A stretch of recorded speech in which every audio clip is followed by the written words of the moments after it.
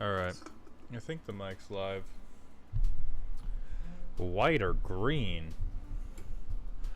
White or green? I'll have to make a Selesnya deck for that junk. That's garbage. Why on earth do I have a Discord notification? Literally no reason. Okay. So we're gonna make a terrible white and green deck to do this arena daily. Do a terrible white and green deck, do this arena daily, and then we will do deck roasting. So what on earth do I have access to in white and green?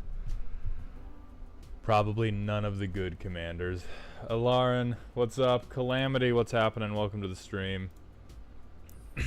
We'll do normal brawl. We'll do green, white. What's up, Saul Goodman?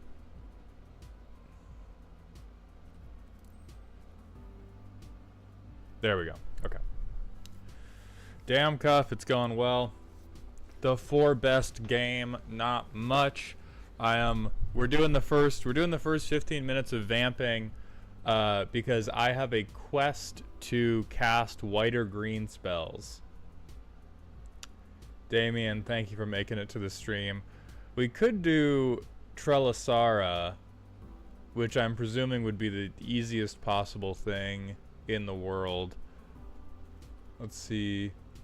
Darien probably sucks. Lathiel is probably okay. I don't think we have Kyler. I don't know if we have Kyler on Arena. No, I don't think I have Kyler.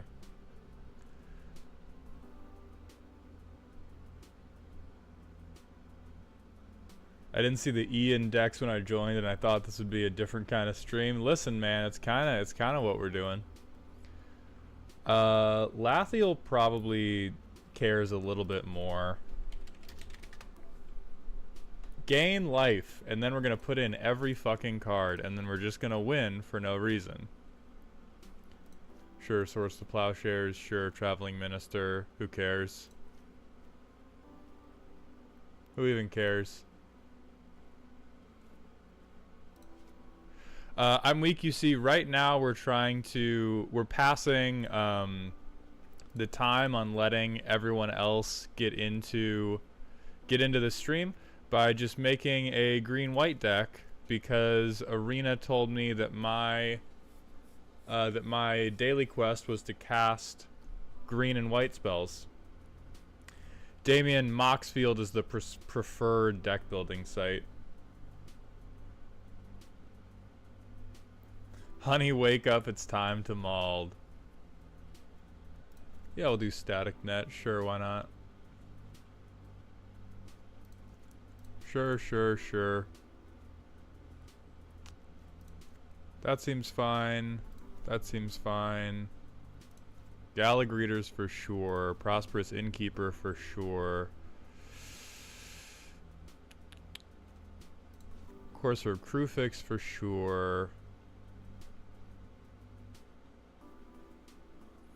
We could do Lurking Roper. I feel like Lurking Roper could work for us. Silverback Elder is probably cranked as fuck in here. Definitely want Trelasara. What's up, Talamar?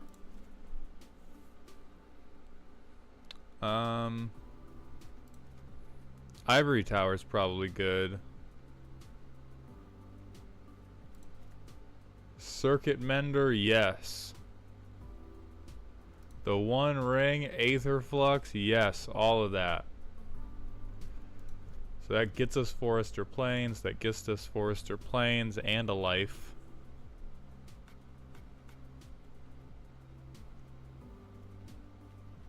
Oh wow, are these all the cards I own that say gain life? There's no way. Okay, what rarity is that? Oh yeah, an uncommon? Easy. Foxes, we probably want the food hobbits. I probably just don't own any of the food hobbits, which is why they're not in here yet. Oh, we don't own Soul Warden? Yeah, we'll take a common.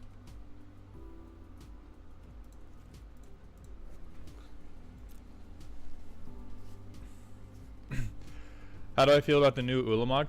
I honestly, I mean, as a individual card, New Ulamog is disgusting. I think New Ulamog fixes a lot of the previous problems with the Eldrazi. I think that New Ulamog is a superior version of Eldrazi to what we have previously seen. Because previously with Eldrazi, what we saw a lot was I'm gonna cast a really big creature, and if you can't respond immediately, you're going to have a generally bad time, but I can't actually win the game. You're just all gonna have a kind of shitty time, and we're gonna sit here and look at each other while that happens. And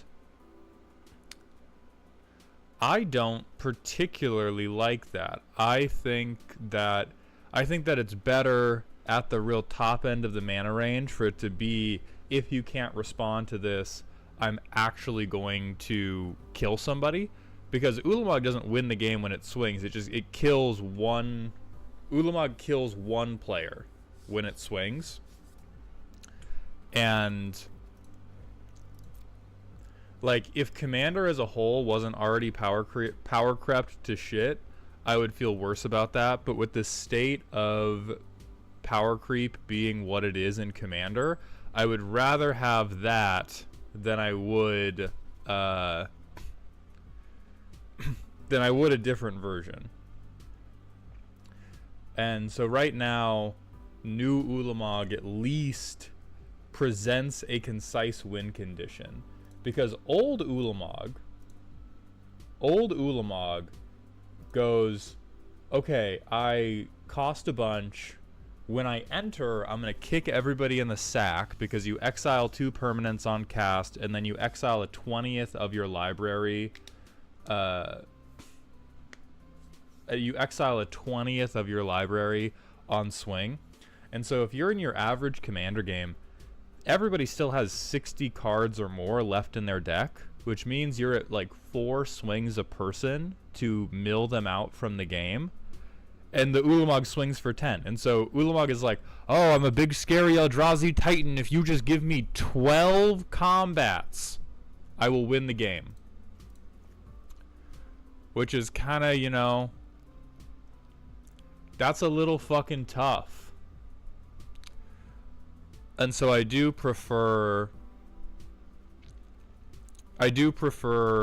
Nulamog at least saying, hey, if you can't respond to this, I am going to beat you to death with hammers. Thank you very much. Rick Dom, please rate the release pool I posted in Toxic Magic People.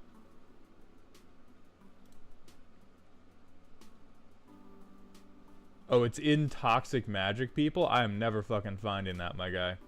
Unless you posted it like 2 days ago. Or not 2 days, 2 seconds ago, sorry. Oh, you did? Perfect, okay. Let me look at this. I can't read any of this shit. I don't know what any of these fucking cards are, man. How am I supposed to... Hold on. Copy link. Let me try to get this to a... Okay. Let's investigate. So you have... Alright, you have a lot of Eldrazi, and then you have... Petrifying Meddler, Territory Color. You have an Emrakul. I mean, getting Rouse, whatever, that card's fine. Fanged Flames, Null Elemental Blast.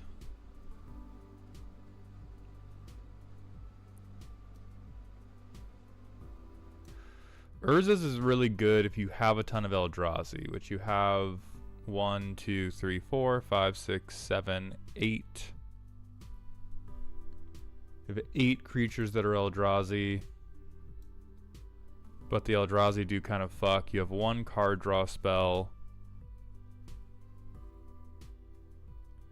Kozilek's Command is cool. I did not see this during any of the Modern Horizons 3 spoilers we did. Warped Tusker is very okay.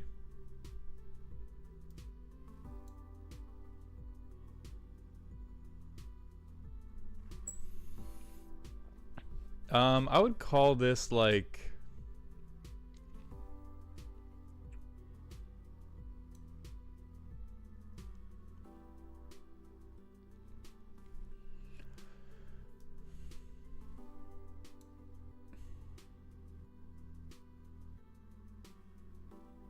This seems good. I think this is like a 6 out of 10.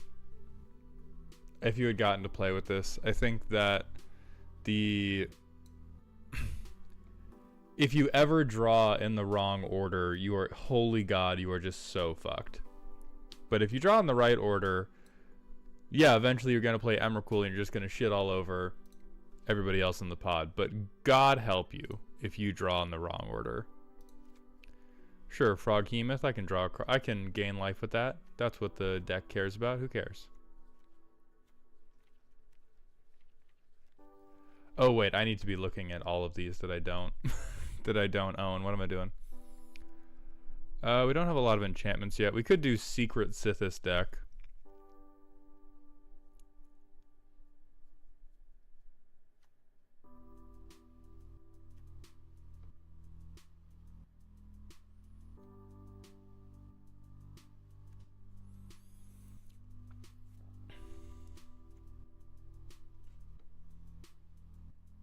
I do not have a way to tap Wily Duke. Yeah, why not? Oh, that's why not. Yeah, I got one rare wild card. I am not spending it on goddamn a Johnny.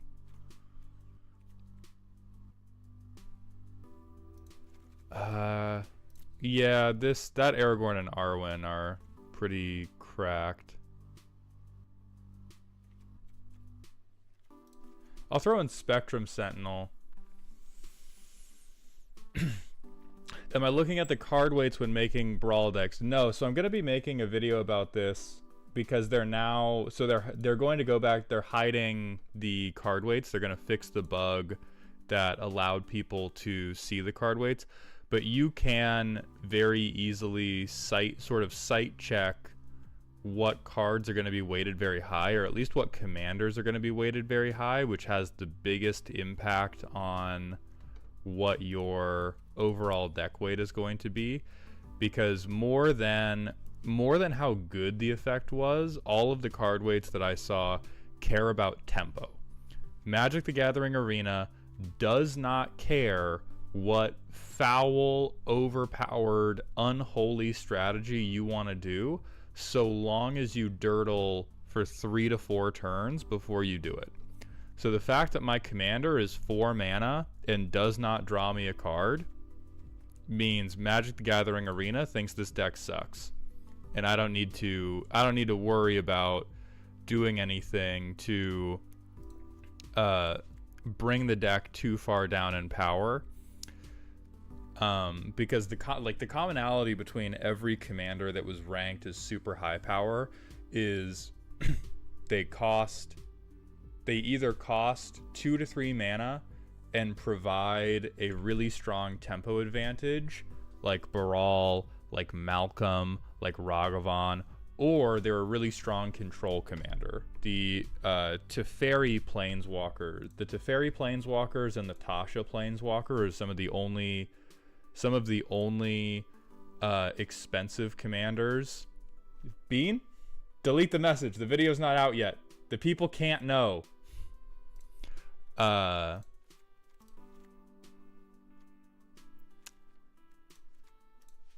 If you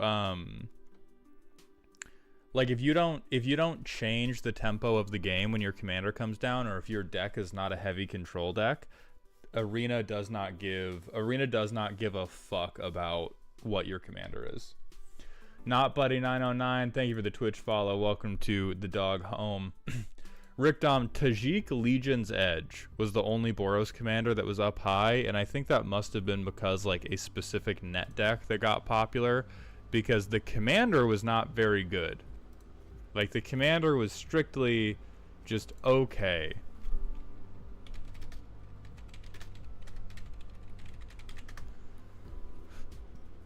We no longer want to be in lands. We do just want...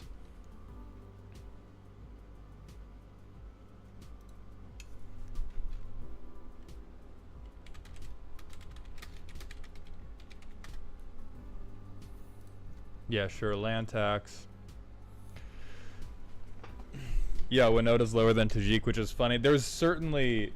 The good people at Wizards of the Coast were certainly putting their thumb on the scale with some cards, and they definitely put their thumb on the scale with Tajik, and in a pretty fucking crazy way, I would say. Because he was not nearly as good as they're giving him credit for.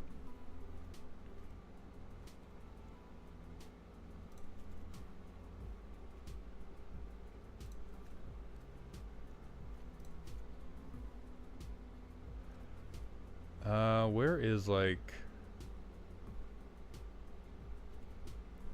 Legion's Edge. I hate that the first sliver is 360 since it's never a sliver deck. That's exactly what I'm talking about, though. Because the first sliver is, like, it's 5 colors, and the people playing the first sliver only ever want to masturbate until you accidentally die. And that's why it's rated incredibly lowly, because you do have... Like, if you're playing against the first sliver deck, you get 4 to 5 turns to do whatever you want, and then you get fucked. And Magic the Gathering Arena doesn't care about the part where you get fucked. Magic the Gathering Arena only cares about the part where you get to spend 3 to 4 turns doing whatever you want.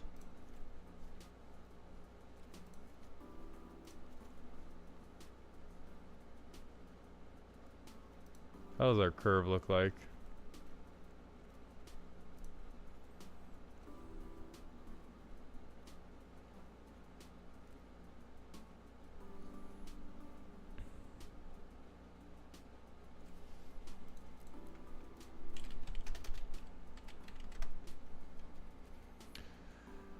Yeah, sure, Esper Sentinel, who cares?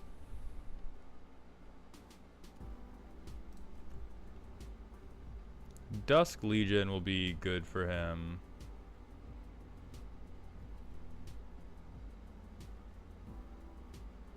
Revitalize is fine. Sustenance would be good. We're not gaining life. Sure, gain 4 life, draw a card, and we're done. Yeah, because Nazgul will provide a really fucking strong tempo advantage as you curve out with them. Like, that's the point, is that Nazgul are big death touchers that grow themselves. And so, of course, they very heavily influence the matchmaking because they're very good cards. Like, if you could choose to just draw 9 Nazgul in a row and play them over and over, you would.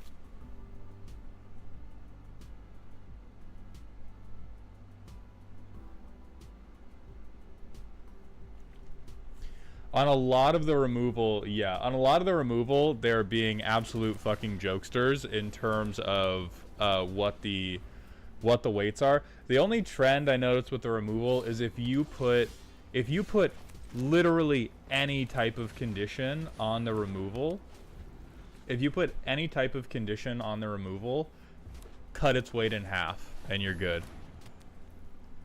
Counterpoint, I need ring temp cards for Frodo. I realize that's what you need them for, and I just want you to think about if I was playing a non-Frodo deck, right? But I had access to black. Why wouldn't I still want 9 Nazgul anyway? Like, if I could draw 9 Nazgul in a row in any deck that has access to black, why wouldn't I want to? Because that is how good they are as a just curve out tempo advantage.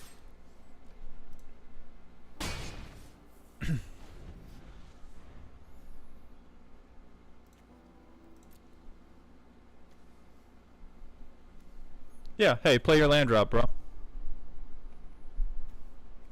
What are we doing, bro? Play your land drop. Dope. Perfect. So we will... I think we'll just Shigeki. Yo, if you want to spend the whole game at 2 lands, I am down for some fair magic, dog.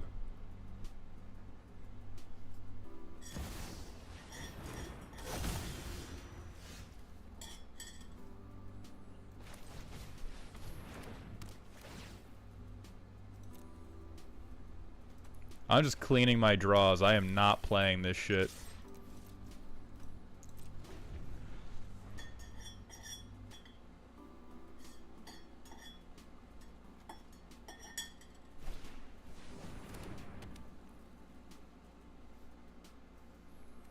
Imagine not playing Feather to deny the land tax trigger. I mean, they could play Feather, though.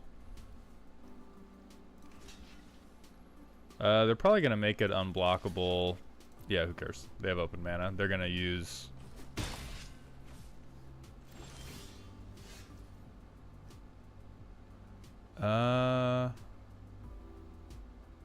Let's see.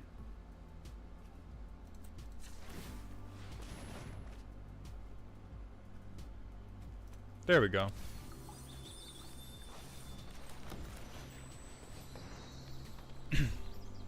Now I'm just gonna start gaining life. Fuck them. No, these people are cowards. But you should, they're doing what you should do. You should hold back on your lands if somebody drops land tax against you, because it is that good of a game. Or that good of a card.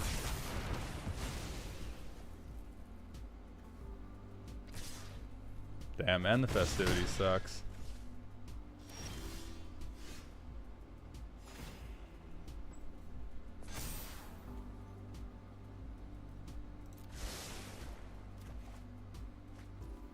Okay. And I think I do, let's see.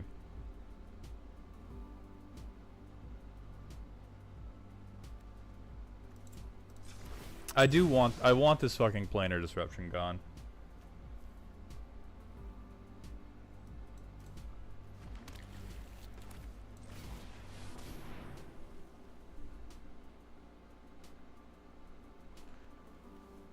Because I want to get Trelasara over the hump of them being able to remove it with either a combat trick or with like straight damage. We don't need that because we're gonna start Invasion of Zendikaring.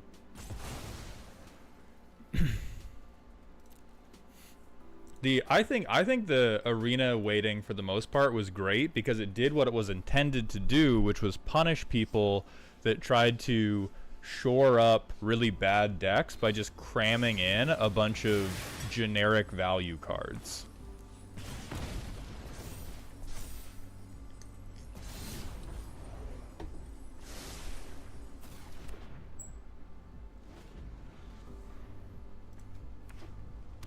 Oh yeah, not afraid of playing your own lands now? Good job, buddy. You are such a coward. Alright, so next turn we will gain life, so we'll get counters on Trelasara. Sure.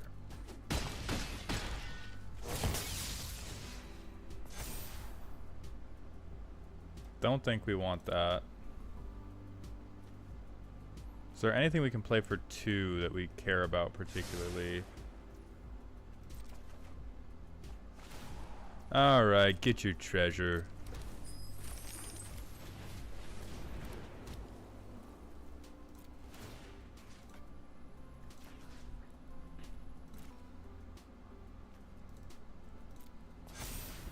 Alright, so I have an 8/8. If I ever get lifelink on Trelasara, we're so back. You have slivers in here? Any games that get redeemed, I'm not going to... we will not be fulfilling today because we're going to move into deck roasting after this first arena game.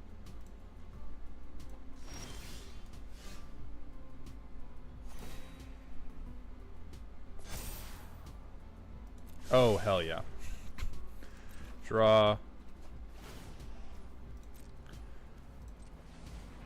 Now we'll pay.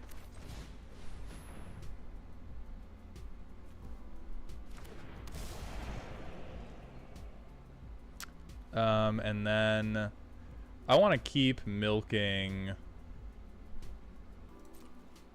I want to keep milking this ivory tower life gain.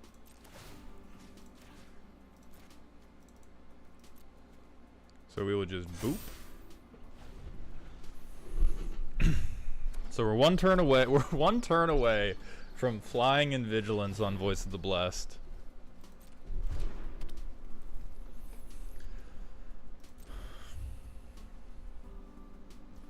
And they're just gonna keep passing.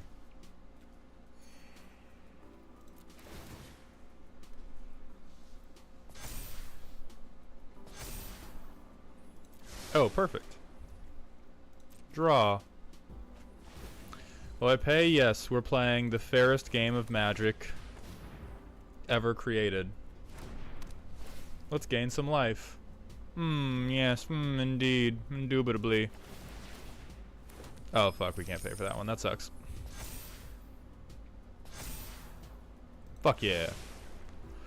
2, 3, 4, 5, 6, 8, 11. So they can just kill Trelisara if they full block it. So let's see if they're willing to.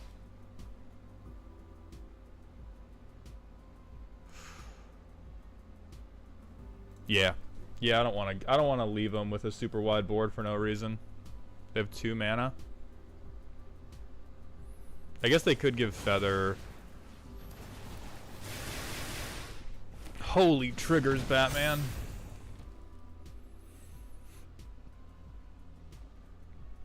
The Prowess Monks are going to be a problem.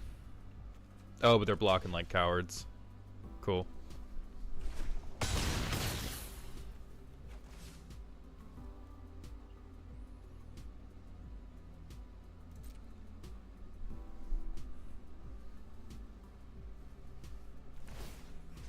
So we gained a bunch of life. We'll do these 2.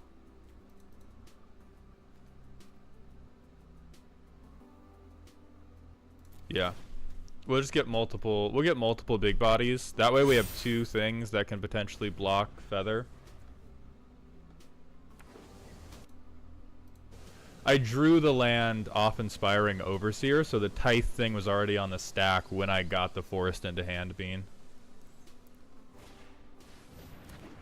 Okay, so creatures gain indestructible. Let's gain some life, buddy. He can Pro Feather. We do want to draw these. Draw. Decline. We are playing Aragorn and Arwen. Get fucked. Life gain decks are so complicated, huh?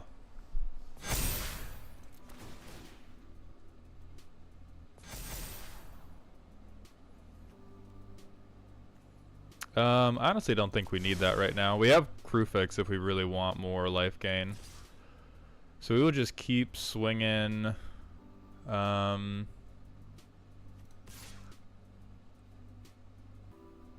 These 2 in, I guess.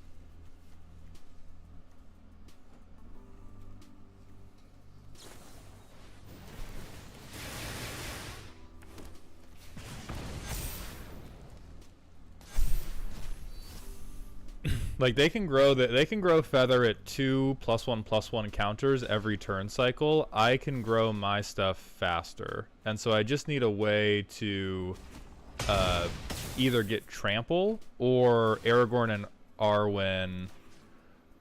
They're going to, let's see. So we're gonna put 2 here to make sure that this is indestructible, and then these get the rest because we're going to swing them to get their attack trigger.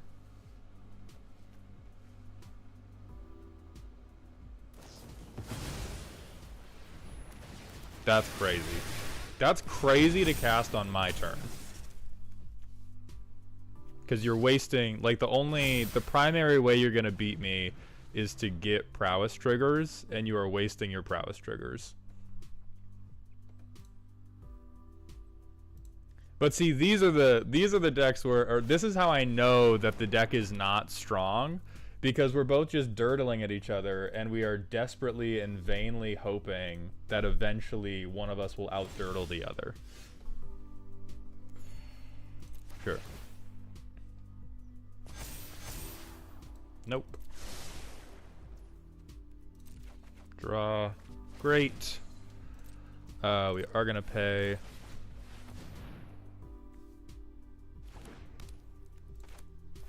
Great.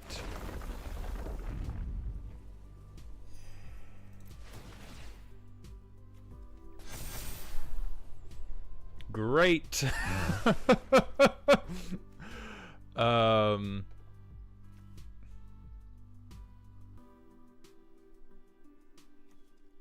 I really want to keep this ivory tower shit going.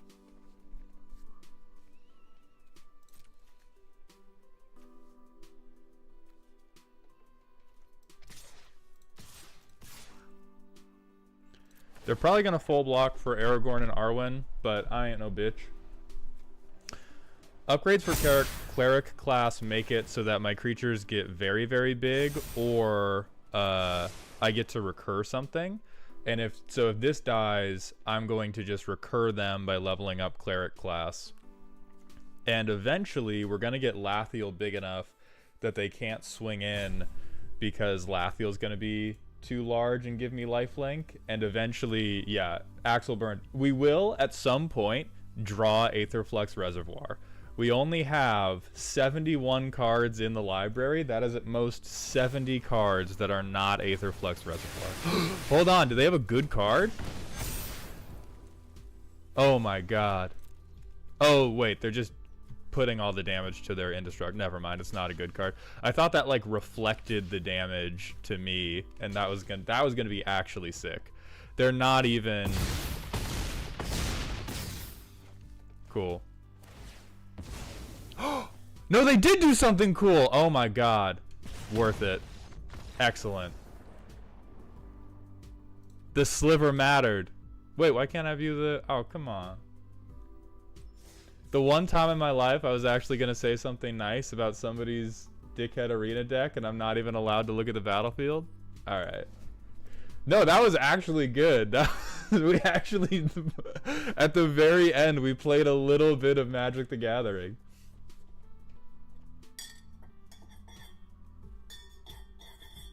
And they wouldn't even let me look at the board state when Magic the Gathering happened. Yeah, that is definitely all the sliver was there for. Alright, so Focano, yes, you're in the Malltown Swirly. It's a normal thing, don't fight it. We're gonna get into the deck roasting for the day. I'm gonna post the order in Twitch chat. We are going to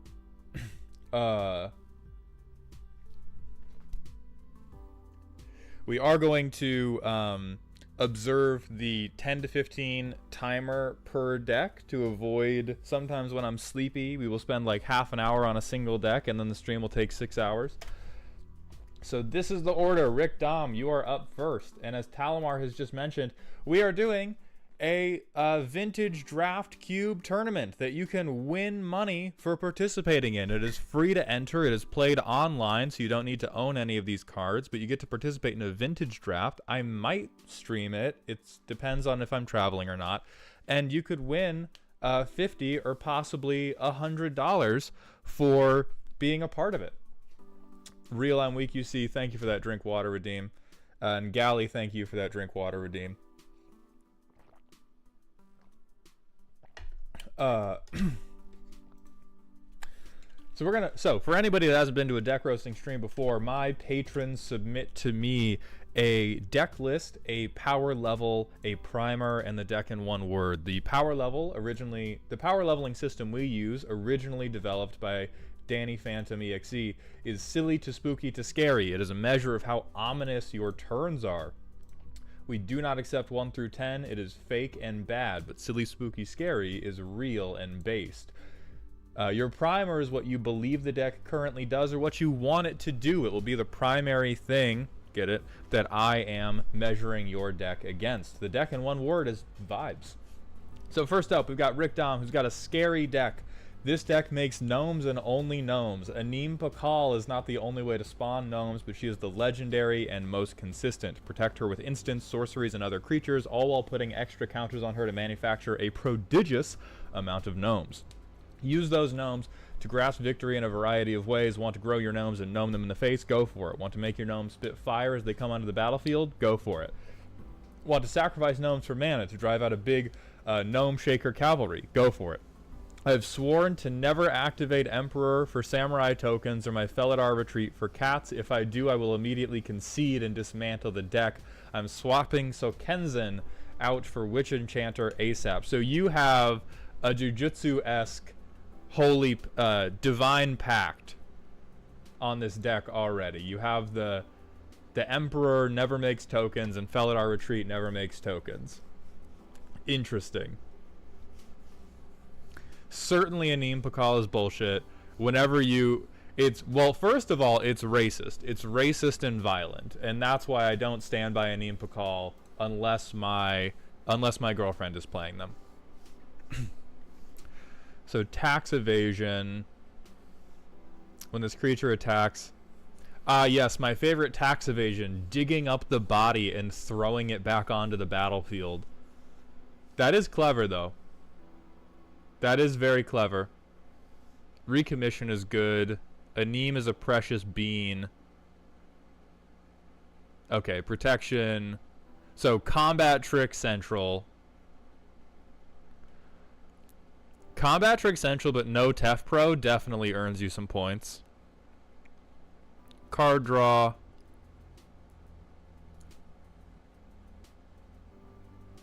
I mean, alright for Esper Sentinel. Really depends on your table. Yeah, that card draw makes sense. Chief of the Foundry.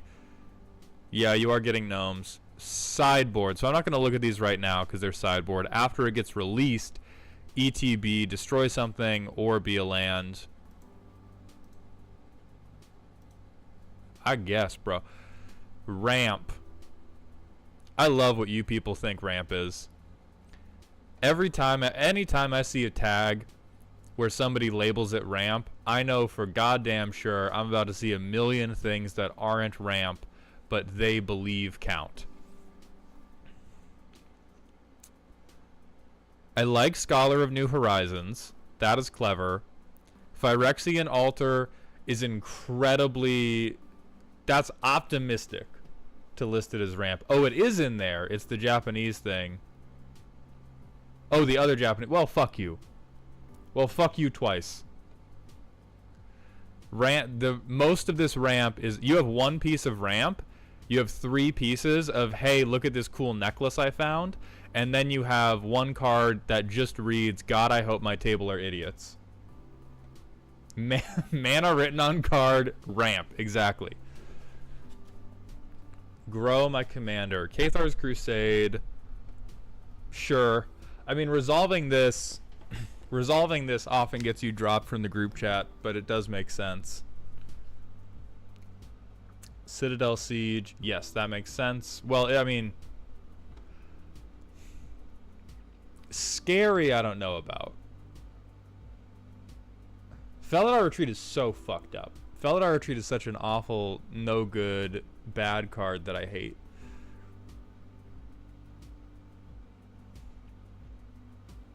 Yeah, boy howdy are we putting a lot of 1/1 counters on.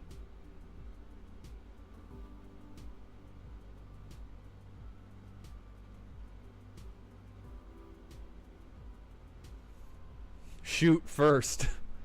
Goblin Bombardment, Impact Tremors number 2, Impact Tremors number 3, Impact Tremors number 4, Big Impact Tremors, make all my Impact Tremors crazy. Alright.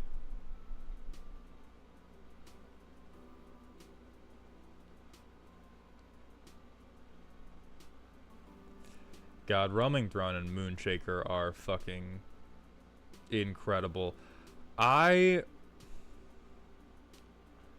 I wish I could live in the same world as you where this was a scary deck. It looks like it goes. It looks like it does exactly what it... Holy shit, $1,000. I don't even know if this counts as a point against it. The thing that I don't believe in is it feels like... I don't know what this card does. Oh, fuck yeah. Search for a plains. We're gonna pretend we have two. I'm just gonna...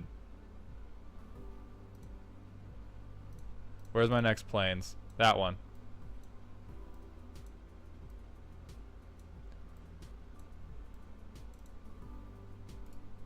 How do I shuffle you? Yeah, shuffle. Sure. So that was turn 2. Whatever. Ba. Ba.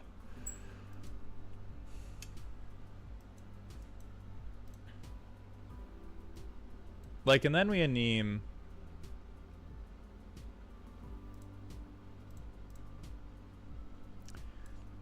Like, to me, this deck, you just gotta be an expert gaslighter. Like, you have to be an impeccable gaslighter for people to let you do this, because the advancement of an Aneme Pakal deck is math.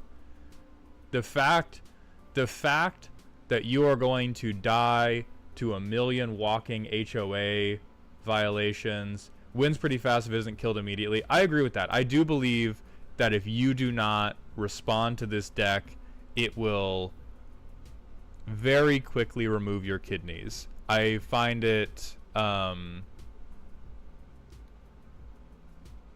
this is honestly why you can't let Boros players play Magic. Because the whole deck, and I mean the whole deck, appears to fall apart if a Neem is not on the field. And with that in mind, I would likely recommend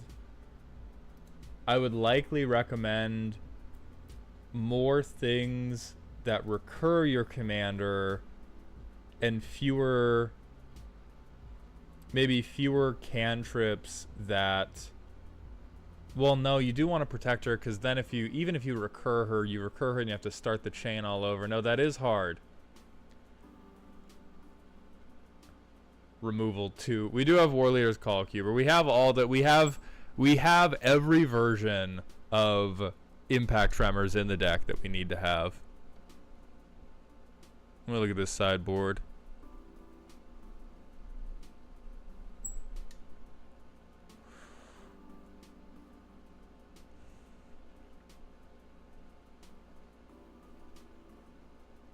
Yeah, Caparocti's okay. Yeah, Ozolith banks the counters, but you can't... I agree that you can't count on that being on the field. It's just a lot of, like... This deck is either going to do it or it won't. Like, this deck is... This deck is the part in an anime fight where the two people agree to use their best move against each other, and then they stance up, like, 80 feet away from each other. And all anybody has to do is, like... Man, one farewell, and this deck never puts itself back together. you push over this Jenga tower at the wrong place, and you just gotta take it to the parking lot at that point.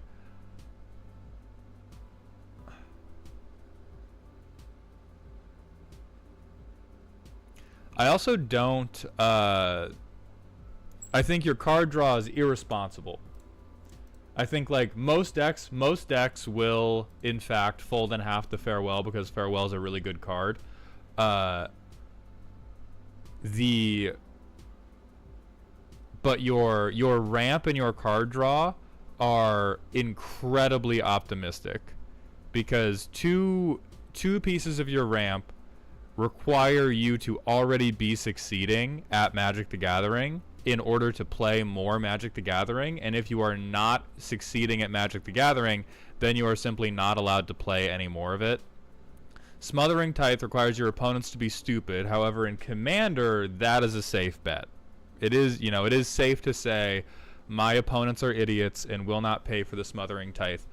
But in the world where budget is obviously not a concern, with our $960 deck, I would at least be using more responsible reverse land ramp.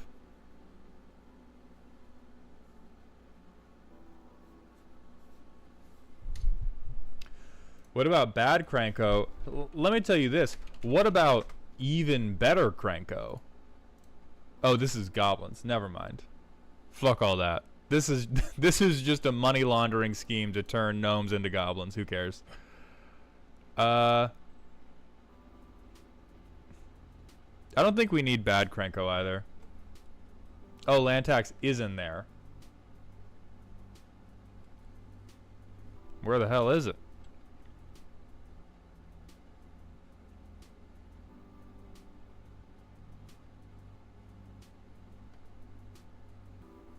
Oh yeah, and then we have a bunch of token doublers.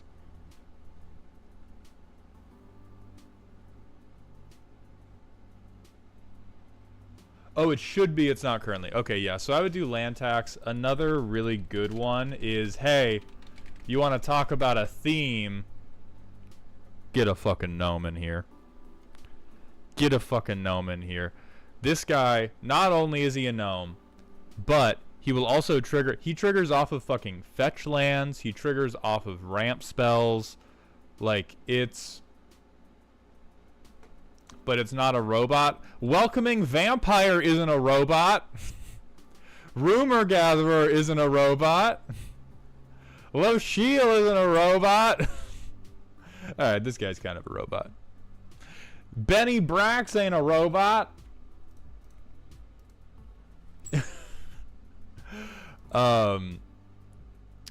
So I would put, yeah, I would put some more reliable ramp on. I think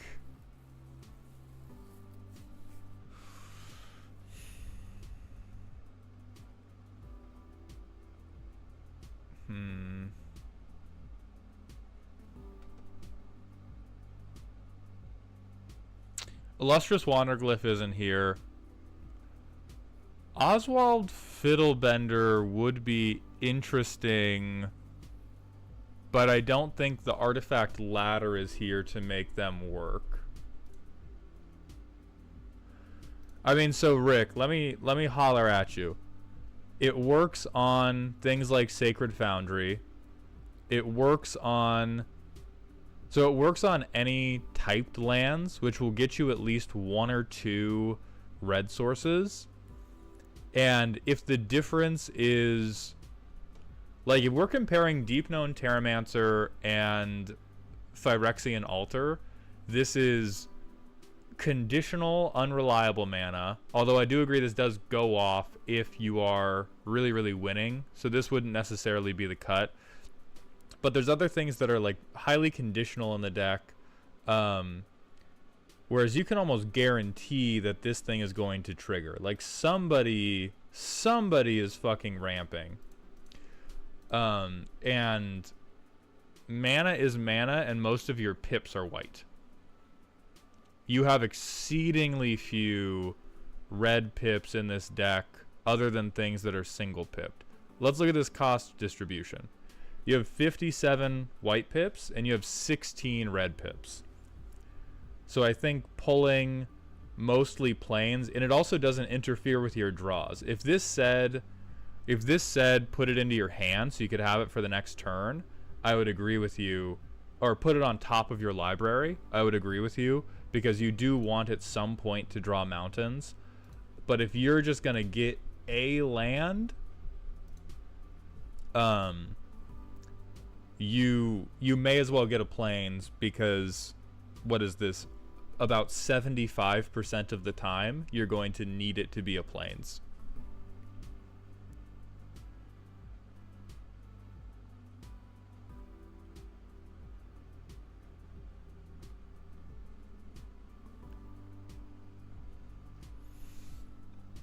I think if you wanted to improve it and make the deck scarier, obviously the no thinkies way to make decks scarier is always tutors. I would say probably red card selection would be good for you too. I understand why you need a Gnome is a precious being, spending so much energy on protecting her does slow her down. And so the way you would attempt to mitigate that while still making the deck very big and scary is to get things that let you like wheel through parts of your hand faster, so you could get to one protection spell and then rock a Gnome.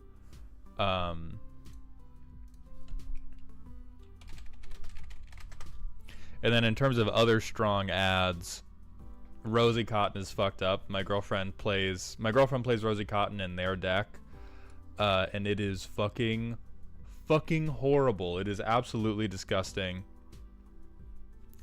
Stoneforge would also be good. Robe of Stars does so much work in this deck that Stoneforge Mystic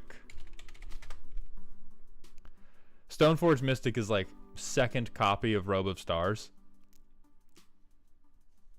So I would agree with that.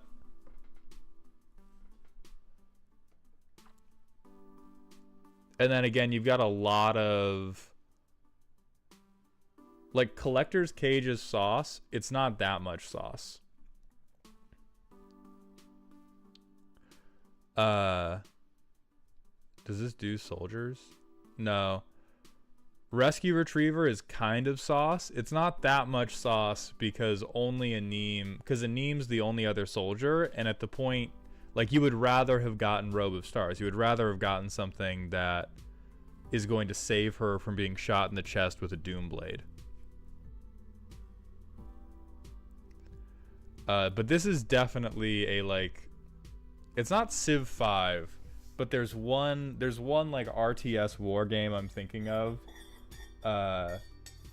Maybe it's like a StarCraft ass deck, because this is Violent Factorio, the deck. And I do think it's reasonably well built. I think you just got there's a little bit more fear in you than I want to see from the 1000th moon. From here, we're going to move on to Paper Permanence deck, which is spooky. The primer's in the Mox field. The deck in one word is Sisyphus. Interesting. I love mana. Oh, God. Not fucking mono green Omnath. Made over 2 to 3 years. Pride and joy, even though I'm terrible. I love mana. Make Omnath big, draw cards off big, hit people with big. My playgroup hates me for this deck. I will decide what your cards are for. 13 creatures and nobody has removed your teeth every time you sit down. All right, we may be at a Minecraft creative mode head ass table. Early harvest is insane. Why are people letting you do this?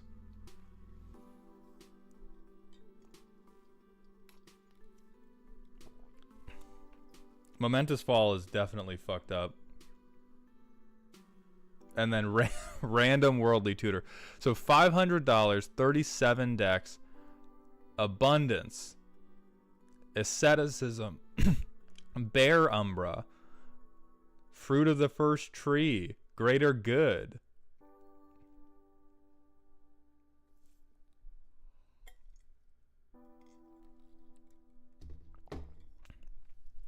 Helix Pinnacle. Okay, at least they have a way to win.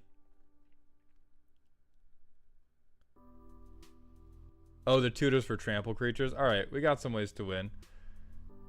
Oh my God, I didn't even know green had this ley line.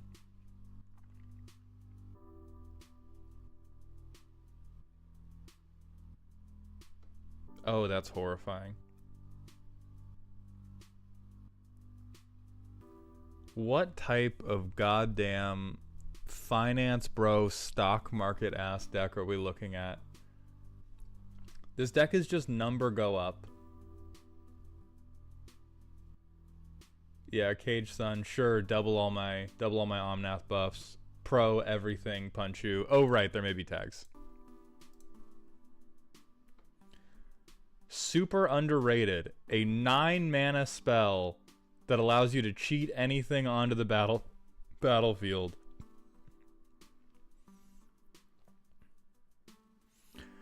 Okay, super underrated 4 mono green Omnath. This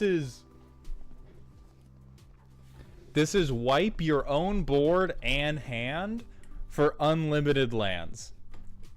Super underrated, blow your own dick and balls off, but you will get 5 acres in the middle of Dakota. That's what this card says. I do think it is nice for this deck.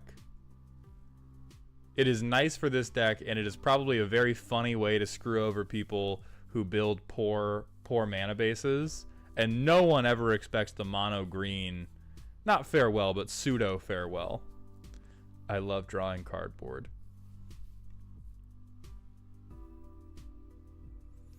I love that all of your card draw starts at 4 mana.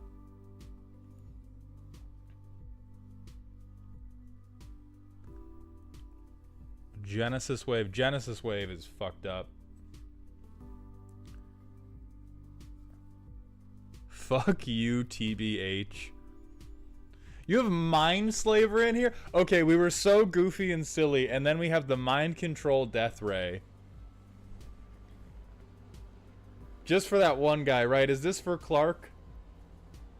Is Mind Slaver just for Clark and his fuck-ass Lord Xander deck?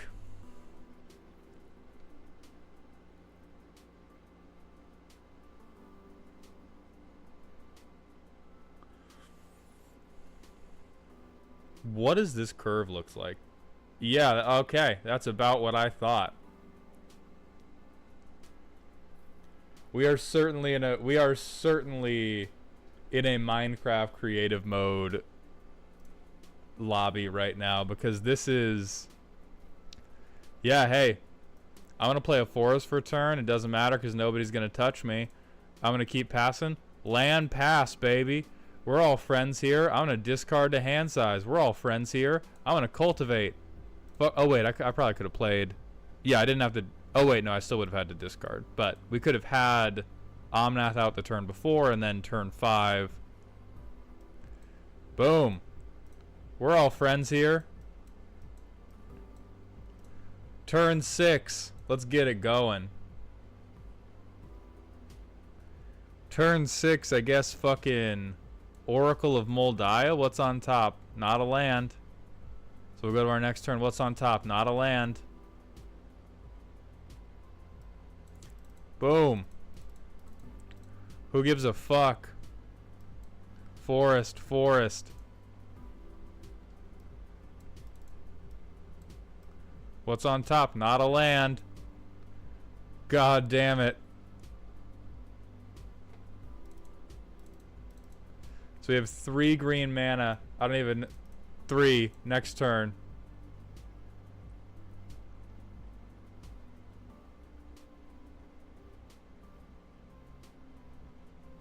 Nyx Bloom. Fuck it. Next turn. Fuck this guy. So what's this? So we have 3 green mana.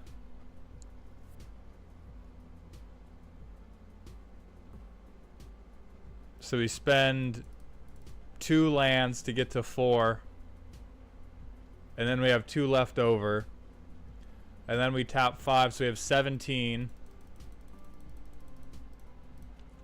So this is a 21-21 with trample. Nobody would remove Nyx Bloom, because based on this deck, nobody removes anything ever, or plays counterspells, or even worries about interacting with anyone at any point in the game. We're just gonna hang out. Eventually, we'll draw a land. Who needs 1-drops? Not I, said this player.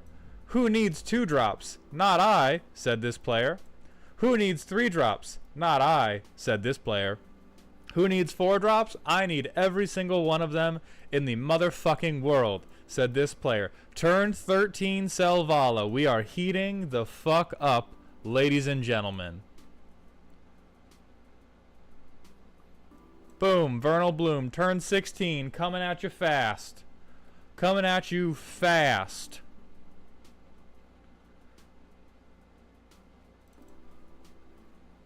For the low price of... Yeah, we're gonna make 3 green. 3 green, 5 green, 7 green. Turn 16, Nyx Bloom. Life comes at you fast, baby. Get ready. Get fucking ready. We can't even... Praetor's Council doesn't do anything. We have 7 mana. Akrama's Memorial.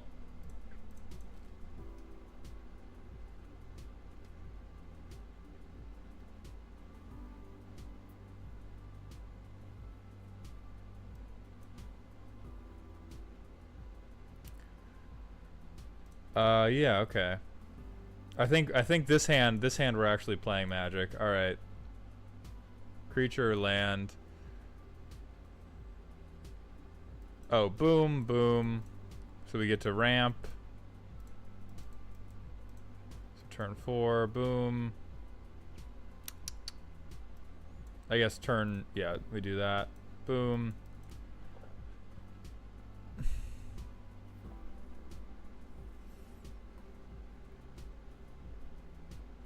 I mean, let's presume Omnath got murdered. And so we'd have to play this, get him back to hand. 1, 2, 3, play him from hand. Boom, turn 6, Nyx Bloom. You're all fucked. You're all fucking dead. My god, so we have 1, 2, 3, 4, 5, 6, 7, 8. I make 24 green mana. I pass. I make 40 green mana and I murder somebody. Okay, so number 1. I guess it's really what you can get away with. This deck is silly as fuck. This deck is number go up. I would like to have 800,000, a bajillion dollars of mana at my disposal at all times. And it's not necessarily that you lack card draw. And it's certainly not that it's...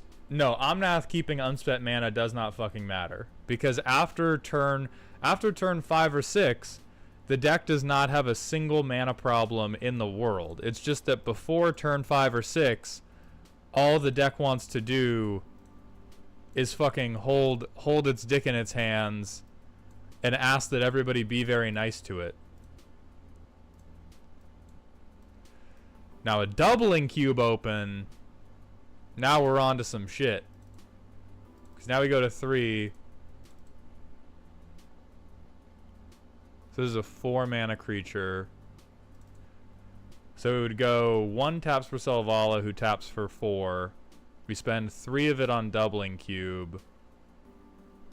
We tap these 2 to get to 5. Then we get to 10.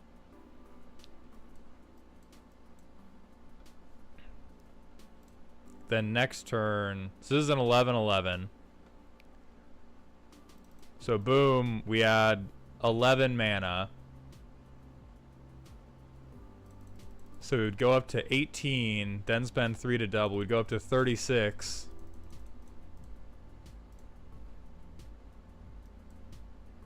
And then we would draw our whole fucking deck and body everybody. This is like, somebody told this player... Paper, did somebody tell you that you win Commander if you count to 1,000,000?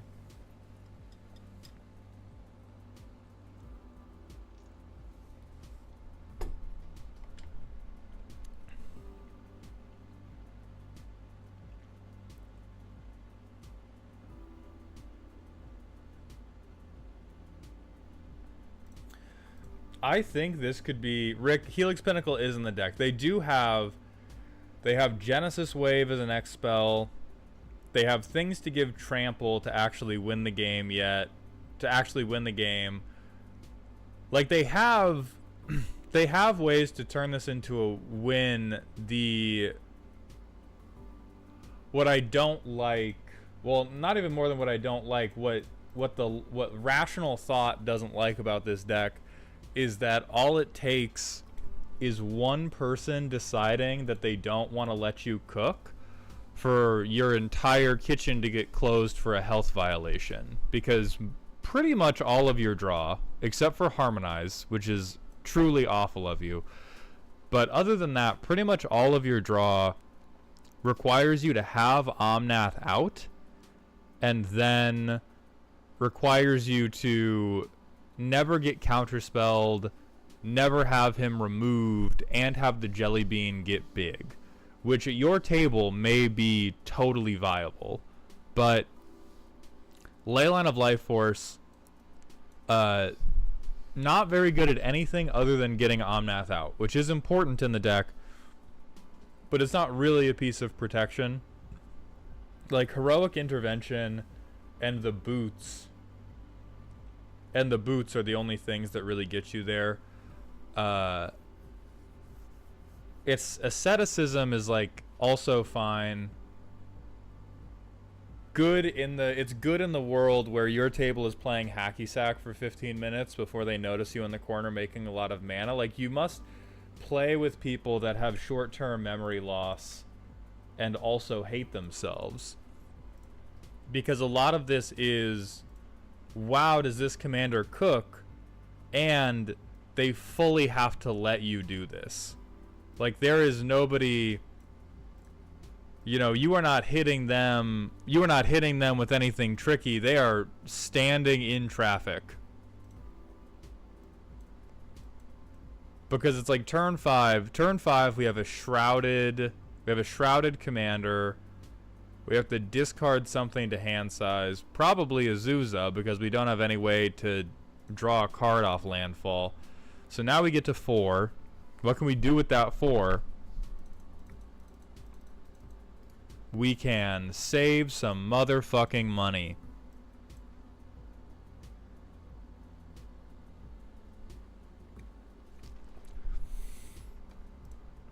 Yeah, I would say this is a show and tell ass deck. A show and tell ass deck. Your table, if you are victimizing them with it, they deserve it. If your playgroup hates you, that means they hate you. All hate playing Commander, and you instead would like to pretty please play Legos together, and that's okay. Like, Commander is an amazing game, and it's not the game that we should all play all the time for every situation. And if this deck is truly a boogeyman, you guys need to check out Minecraft. Because if you let, this is a big old shit boulder, and if you let this shit boulder roll, you are going to die. And I cannot for the life of me decipher why anybody is letting this shit boulder begin to roll. But in terms of helping it roll faster, my brother in Christ, you need, or sister in Christ, my sibling in Adonalcium, you need to have something you can do in the first 2 turns of the game. You need to have things you can do in the first 2 to 3 turns of the game that even, like, why do we hate Elvish Mystic? Why don't we like being able to make mana with fucking creatures? You could do Elf Ball very easily. If you want to do, I am also partial to Omnath, but he's racist against elves. And even in that case, you should have, like, Tireless Tracker and Tireless Provisioner to net your card draw into mana and life gain. But the deck is in some ways uncriticizable, because the deck is only here, like, the deck is a PowerPoint presentation.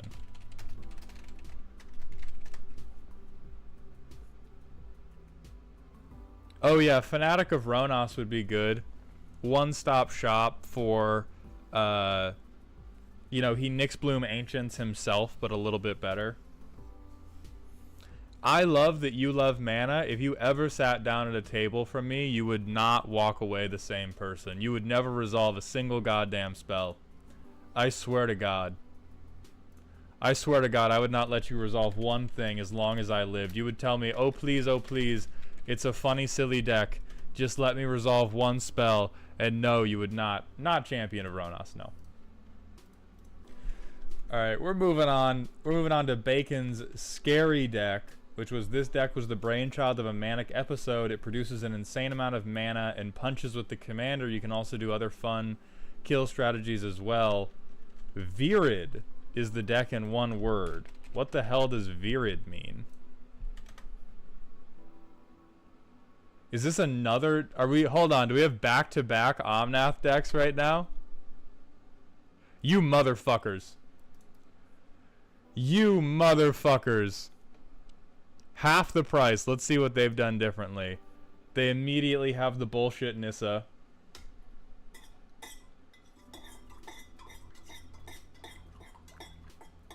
Even fewer creatures. Even fewer creatures in this one. Okay, Aggressive Mammoth. Oh, yeah. Tags, thank you. No tags. FLCL, yeah, we got two back-to-back, same type of decks. So I'm gonna lock the two of you in a room together, and you're gonna smash your deck lists together until we get one good deck. Cryptolith Right, incredibly interesting to give all your creatures the ability to tap for mana when you've brought no fucking creatures.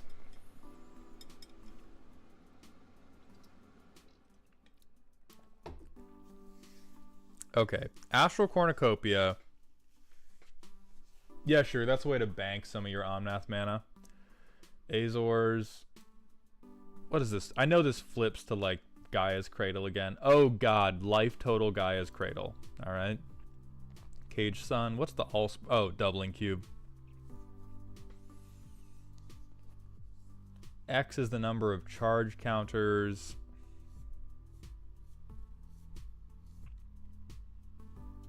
So Empowered Autogenerator is another, like, please don't touch me for 18 turns.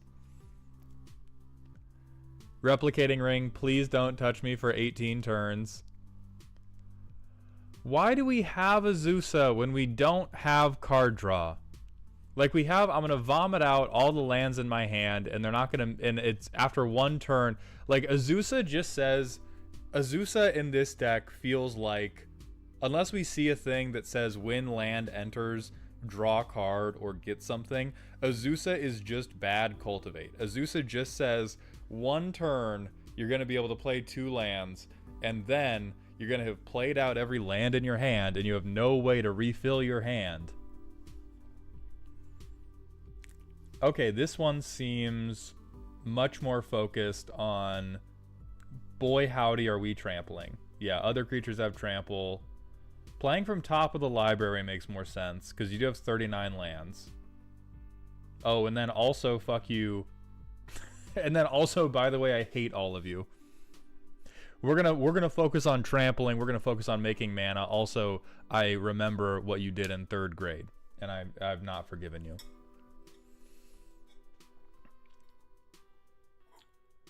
Yeah, Dictative Karametra. Sure, you benefit more, so a little bit of Group Hug is okay. Pre-combat main phase.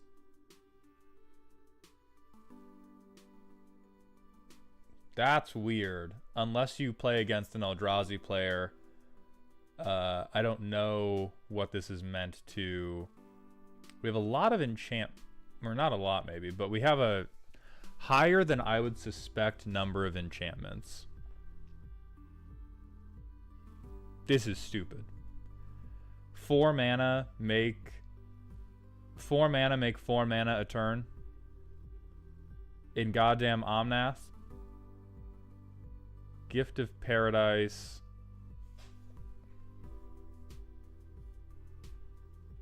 Heartbeat of Spring.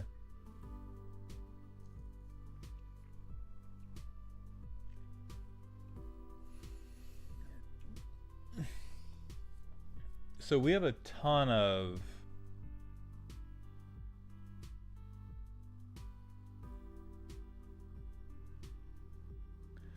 The only thing I can imagine that informs the way this deck is built is that this is a trauma response against oops all board wipes.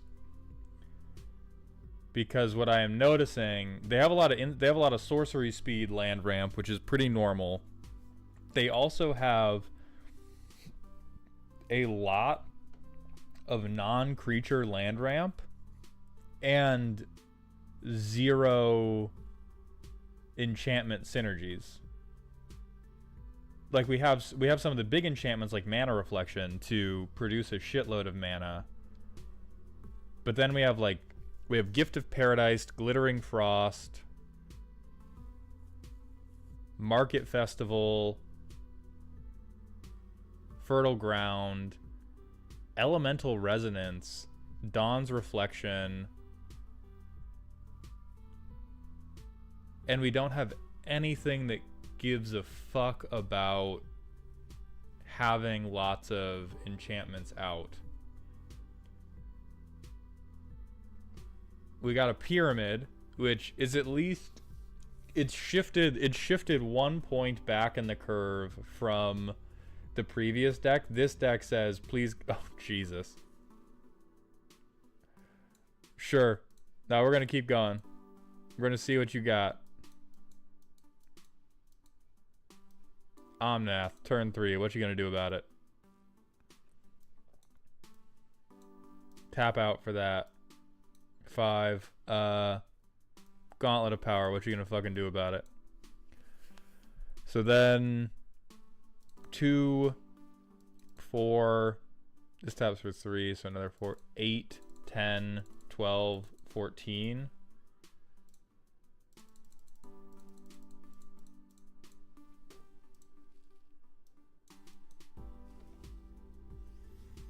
And then we try to do it again, but instead of 14, we get 16, and we go to 30. And then we spend 6 of it on that. We spend... I mean, if they let us reshape the Earth, I think there's a lot of, we need more cards. We need more card draw. We need more...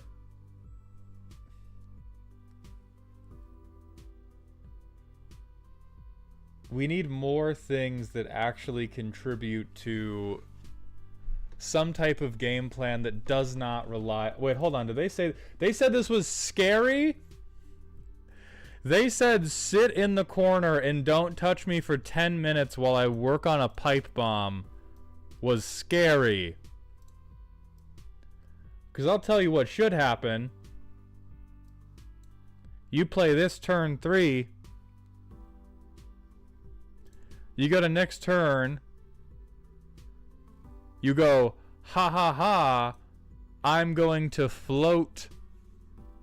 Like you go to the end step of the person before you and go, ha ha ha, I'm going to float 4 mana, and then somebody fucking shoots the jelly bean. And then you untap, and you have to play this unkicked, and you get a forest, you get a forest to field.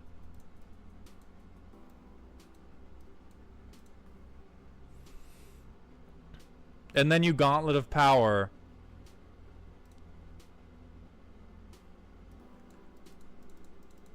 And then you can get him out for this much.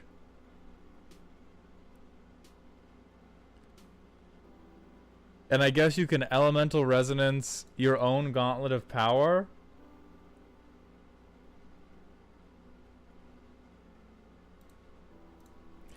We need something that is going to protect this deck's game plan that isn't Goodwill.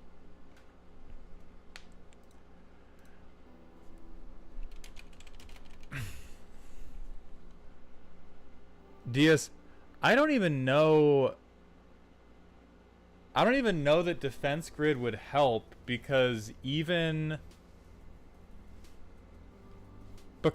when you get to Omnath, like the fact that so much of this deck doesn't start working until we're at 3 mana and above is like people can deal with us at sorcery speed. Like we need a thing that is going to be more aggressive about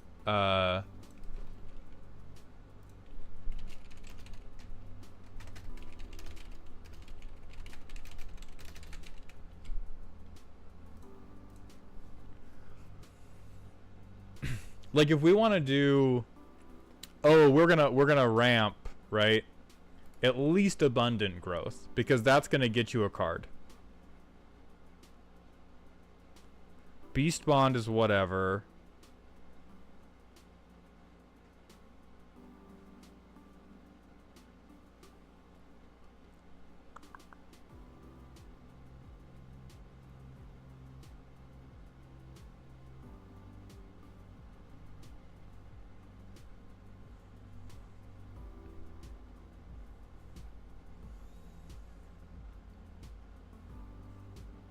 Like, Cultivator Colossus would probably be a better top-end thing than what we're currently doing.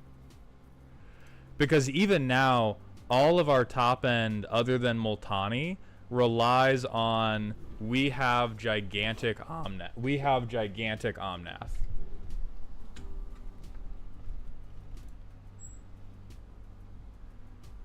And we need... And, like, if we're going to have Cryptolith right... If we're going to have Cryptolith right,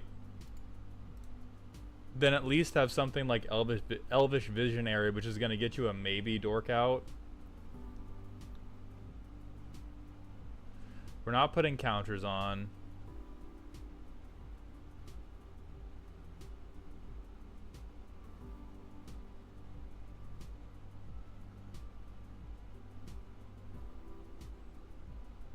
I think Karametra's favor is a little... We're a little too deep in the sauce if we're doing Karametra's favor. Llanowar Visionary is also, like, more acceptable than half of these things.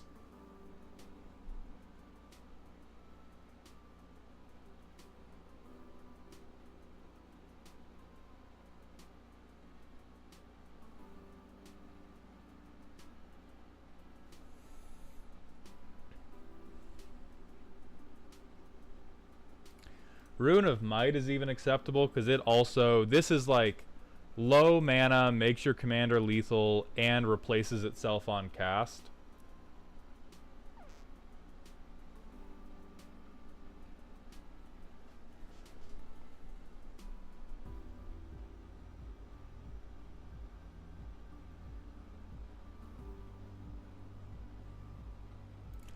Or if you want to do... like it... So...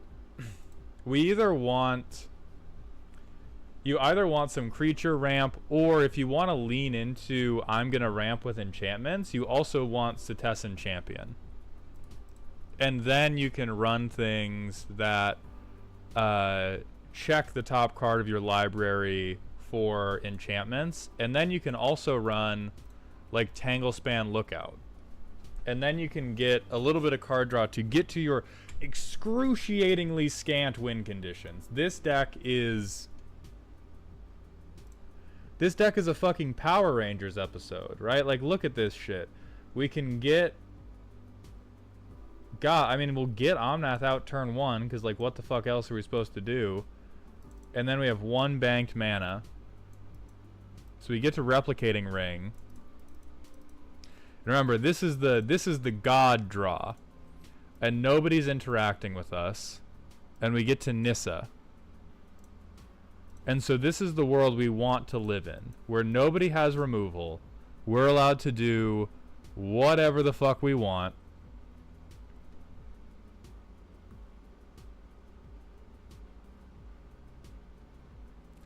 And we probably do, let's see, 1, 2, 3, and the ring for Karametras. Float 6 more.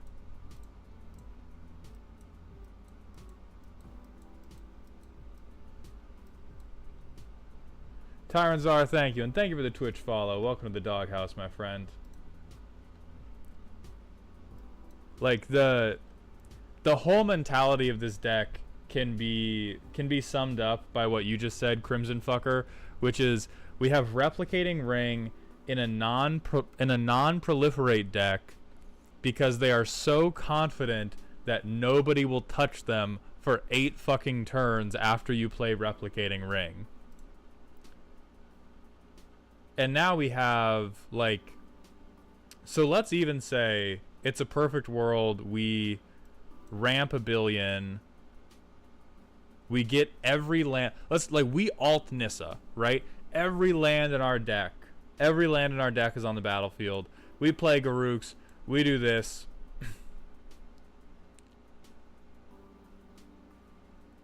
It just takes anybody being able to kill Omnath at sorcery speed, and our deck doesn't care about anything because we just pass to our next turn. Well, we can't have drawn a forest because we've played all of it. We can play Azusa. Every land in our deck is already out. We can remove an enchantment. We can make even more mana.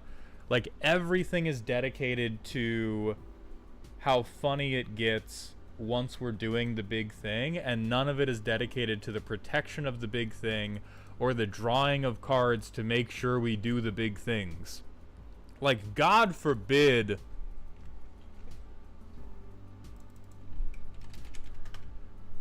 Okay, what if I could spell? Like me when a motherfucker plays pacifism. Like, Scute Swarm is possible for also benefiting off all the lands. The Cultivator Colossus would be another good one. More than anything, you want shit like, you want to be able to, oh, I'm going to play an elf, I'm going to get to my commander faster. Or, if I'm not playing an elf, I'm going to be playing spells that draw me cards so that I still have gas, so that when my commander gets shot, I can still do something. And if you're gonna do all this enchantment ramp, I would fully lean into it and then just have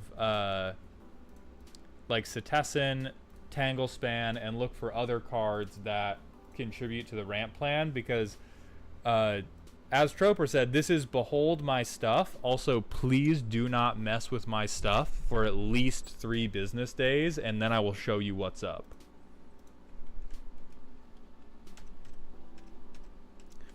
We are going to move on to one of my personal favorites. Oh God, it's Troper again, who has a silly deck. Says, you guys remember Hearthstone, specifically the League of Explorers Adventures, a nice set of challenges with lovable voice acting, especially with the set's chief antagonist, Rafam, the supreme archaeologist, a thief with a fucking degree in showmanship. This character has influenced me to the point where any of my grave robbers in D&D claim to be archaeologists. The man chews scenery like it's an all-you-can-eat buffet. The line he's most known for, it inspires his best mechanic. I like your deck, I think I will take it. This man is why I like theft decks, and riding the wave of my halfway okay decks, we have an Esper deck designed to steal candy from babies. This is my Rafam deck, with Saruman playing the role of the leading man. The deck cares about the Malltown upgrades that the rest of the table bought. It allows me to laugh like a supreme archaeologist as I chew through decks and play only the best of my friends' cards. This is tremendous. I couldn't think of a pun that wouldn't get me kicked off Moxfield.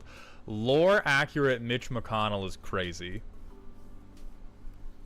So if you don't know Saruman, if you cast 2 spells in a turn, your opponent's mill, and you can exile a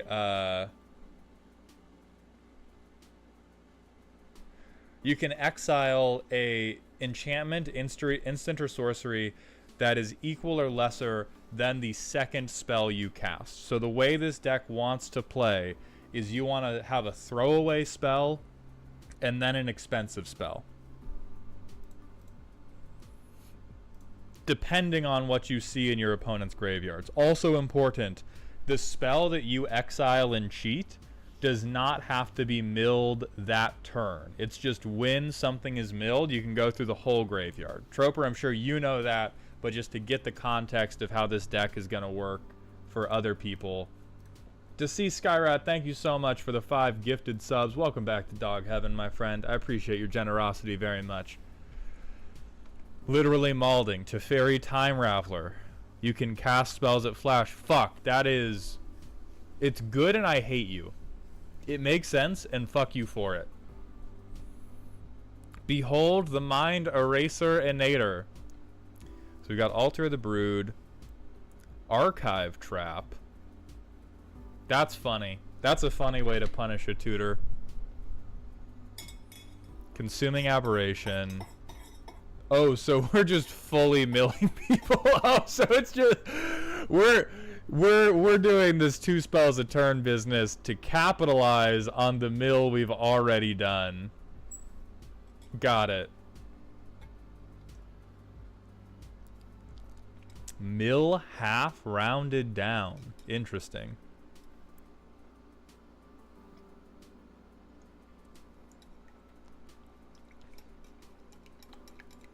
Cacophony. Okay. So we're bimboifying everybody.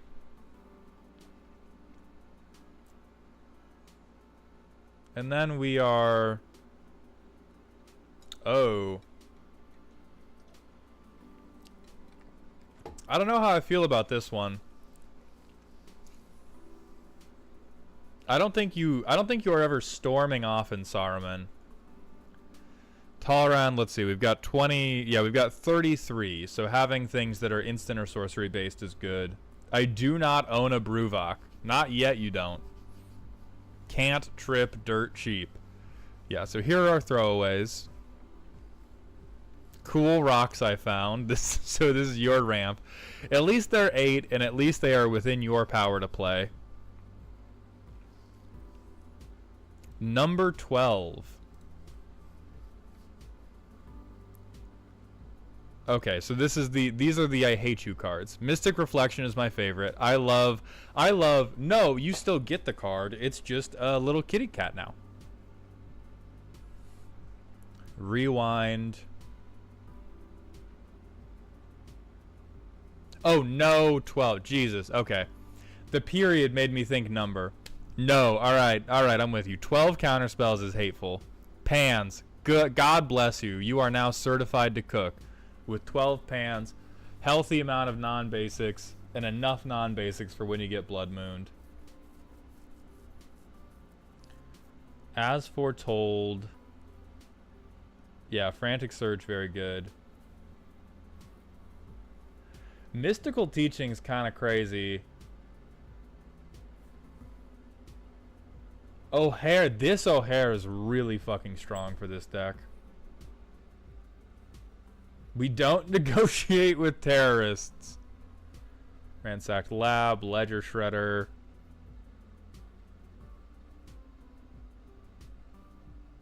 Spark Double.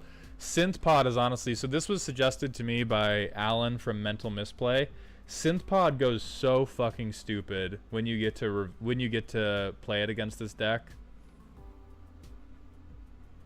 Okay, so we have sideboarding.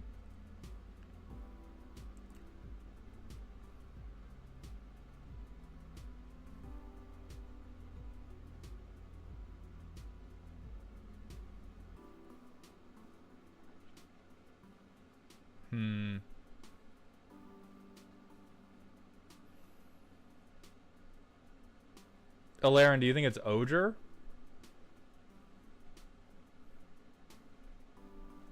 Are you telling me it's Oger Pakbatik? That's crazy.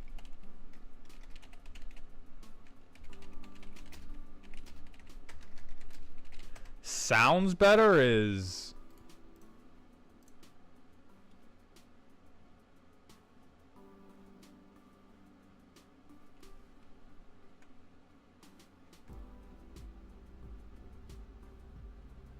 Lauren, you are smoking so much crack. I need you to put the crack pipe down in Twitch chat right now. It sounds so weird that no, that is the whiteness. That is, we know that your brain worms are Caucasian. Alarin, is this how? Hold on, let me get to the Alarin voice. I don't know that it sounds weird, partner. I don't know that it sounds as strange as you think it does. And now that I'm communicating in your local lexicon, I hope that I can get the message through to you that it is in fact O'Hare, not Oger. There was we had a whole thing on Decked Out when we did the LCI decks because our friend Airball called it Oger Tack all goddamn time. Yeah, your illithid tadpole came from Louisiana, Ilarian. It is not. It is O'Hare. It is honestly. I'm not. It may sound weird because I'm still not pronouncing it right because I can't do the like. There's like a noise you can make when you're actually speaking with the correct cultural lexicon that I can't do either.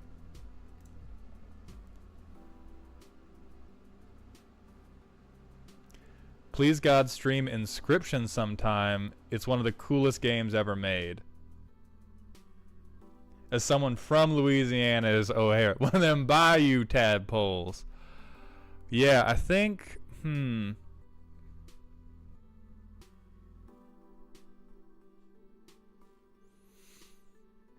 I think right now, Lord of the Nazgul is probably your most concise win con. Let's get to playtesting. We gotta move a little. We gotta hustle a little bit. So let's move to playtesting.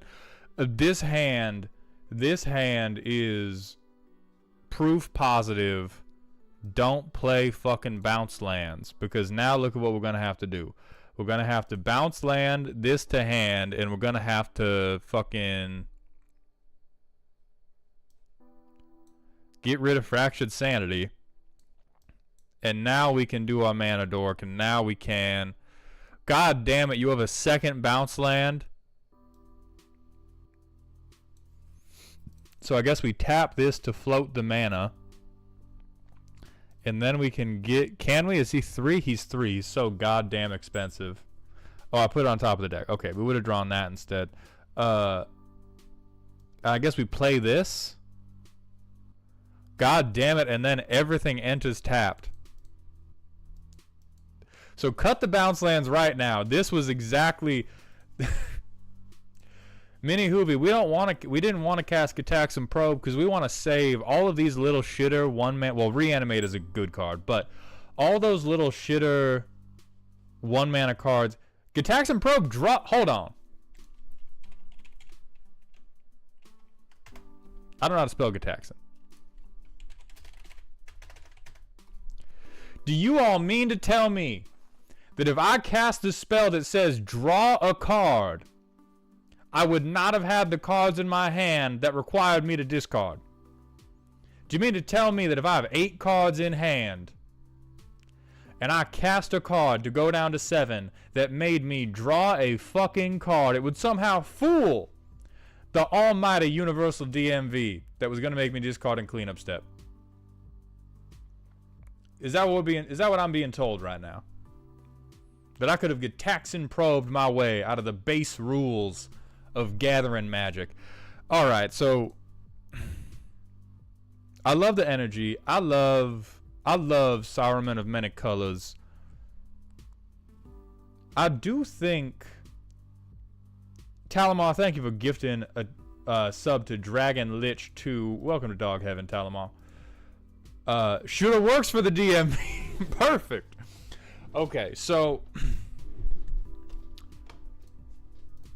I would say, yeah, we want as many things like Rewind as possible. We want to untap our lands because we want to play expensive shit. We also want to do own, but don't control. We want to do some like Jasper Flint. Some Jasper Flint bullshit. Well, actually own, I don't know.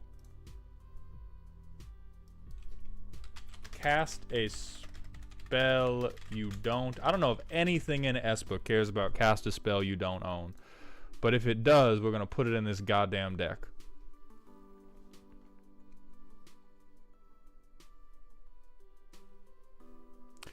So hear me out. I hate planeswalkers. But hear me out right here. You probably would just do 0 for the exile. But 1, yes, Talamar, she's bad as fuck. And this would be very similar. Like what we do need, would desperately need. Tropa, I believe in my heart of hearts that your play group, if they see you, if you ever have a good game with Saruman of the Many Colors, they will cut every playable instant sorcery and enchantment from their deck just to deny you any happiness in this world. And so what we need is ways to still win even when Saruman's text box activates and nothing good happens for us. We also, I don't think you particularly mind having things in the graveyard because you've got all this mill going on. I would recommend some wheels. I would recommend you need a lot of very specific things for this deck to come together, and you need to be able to choose that you have the correct cards to execute what you're going to do. And so I would recommend at least Jace's Archivist, because one, it's gonna get maybe all the good shit you want to steal is already in their goddamn dirty hands. So what? Jesus, $5? That is incredible. So maybe you print this guy off, but in general, I would say you might need even more touch and cardboard unless your compatriots have dined to give you access to particularly good cards in their deck, because we've got a lot of mill. I think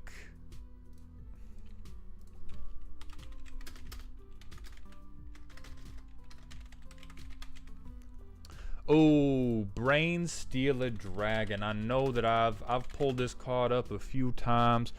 When a non-land permanent an opponent owns enters the battlefield, no, I think this is a little too expensive, and it is still theft, but it's not really within the framing of what Saruman of the Many Colors is trying to do. What we want to do is we want something that will punish them for having a lot of cards in in every graveyard. Yeah, we can't do Nekusar because they've not got the right colors for that. Bone Horde could be funny if you want it doesn't give trample though.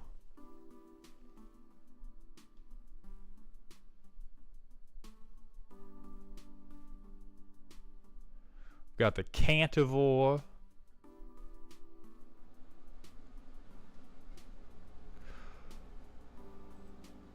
Cognivore is, we're also exiling. Yeah, we're exiling things from the graveyard, so they're not going to have a ton.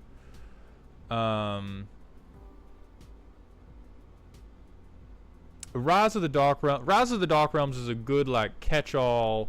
I'm going to have a whole lot of shit in the graveyard because so what you said, what you've done, Tropa, is you said I'm going to mill the fuck out of you.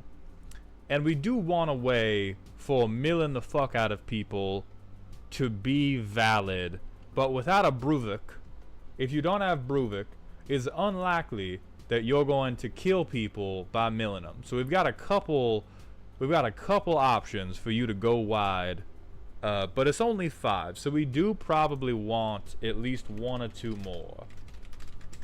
And if we want to do one that's on theme,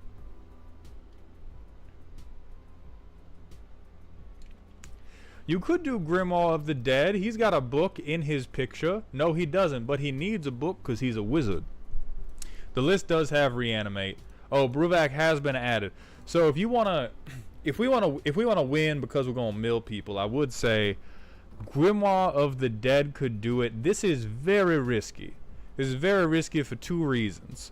1, you only have 8 cards that really draw you cards, and 2, your commander is based around double casting spells, which means you are emptying your hand relatively faster than everybody else is emptying their hand. And that's part of why I suggested things like Jace's Archivist, so that you can empty out your hand and then draw it based on one of your compatriots that still has a full hand. And generally, if you want to bother people, like I think you're capitalizing off half the graveyard right now. And if we want the deck to be a little more effective, we do want to be able to capitalize on the full graveyard. Don't play Thrill and Encore. What other touch cardboard spells do I need? Let's see. I think on a basic level, your cantrip dirt cheap ones are good. You have more card draw than I gave you credit for. Let me think. We have white. I don't think Azorius is going to give you the card draw we need. The curve is, you know, it's a little greedy, but it's relatively responsible. Almost everything in the deck is happening at 1 and 2. At the power level you're playing at, I would say, yeah, like Night's Whisper and Sign in Blood. You know, they're very cheap. They will get you, and they will get you up 1 card, and that's really what you need. There's also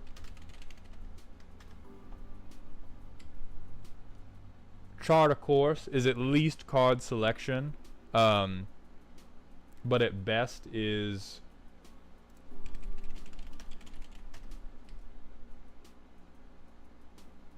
I think Stinging Study costs a little bit too much. I think we might want I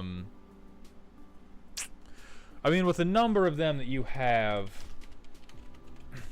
you can't really go wrong with Archmage Emeritus, because you will be, and you will be casting copies of cards, which means not only are 33 cards in your deck going to trigger Archmage Emeritus, but also everything you steal with your commander is going to trigger Archmage Emeritus. So I would at least recommend that.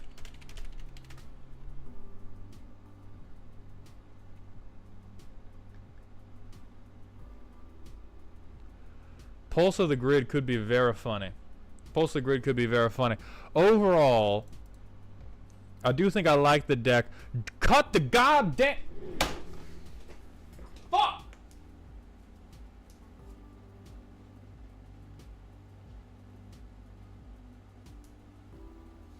You listen here right now. You listen to me right now. I'm gonna mail you this broom, and we are going to use it to sweep up every last one of these goddamn bounce lands you have put into this deck, Tropa. What the fuck are you doing? What the fuck are you doing? Esper Landfall? I don't believe so.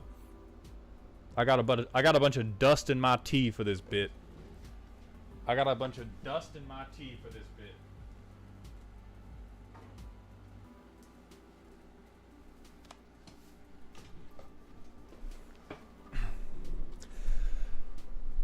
Well, Tropa, I'm assuming, I mean, like, honestly, versus a goddamn bounce land, even a basic is fine. But these come in tapped anyway, and so, like, you could do... Tropa, the answer is damn near anything. Esper, budget, land base.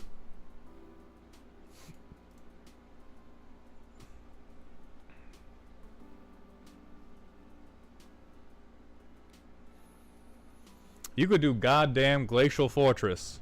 You could do goddamn Forbidden... What? No, don't do that. You could do even Fetid Heath. Like, these lands are fine. Being able to convert... Being able to have control over all of the pips is generally fine if you just have one of each of the dual lands. Like, replace each of your bounce lands with this version, and you'll be alright. But Tropa, I like it. Theft is good. I do think, as always,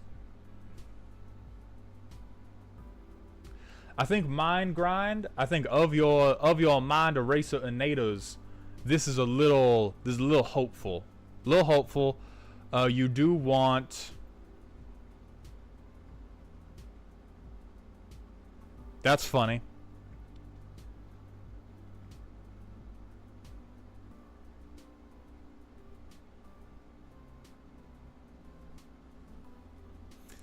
I think Ledger Shred is okay for you. I don't think you need quite this much mill. I think you need better mill. I think you need better payoffs and better engines than you do need that much Mind Eraser Anata. Arvanox. Don't listen to these people. Don't. These people are gonna try to tell you they're helping you. They hate you, Tropa. Tropa, these people hate you. They hate you in the depths, in the core of their guts. Yes, Grand Arbiter Augustine is worth running. He covers 85% of the pips that you are running. So yes, I would say Grand Arbiter Augustine is worth running.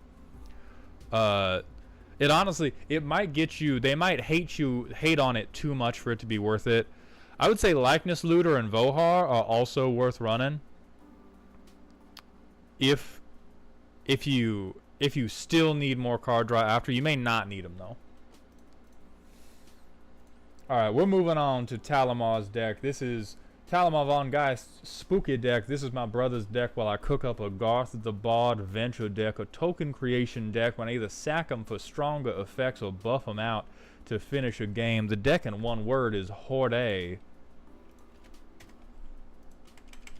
Close all these damn tabs.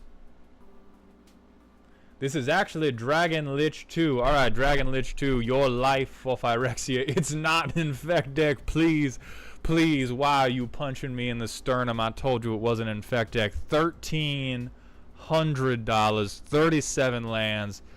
You passed the first stage. I fucking hate Rhea Evil with my whole chest. I've played against this deck on Arena many times, and it drives me crazy every time.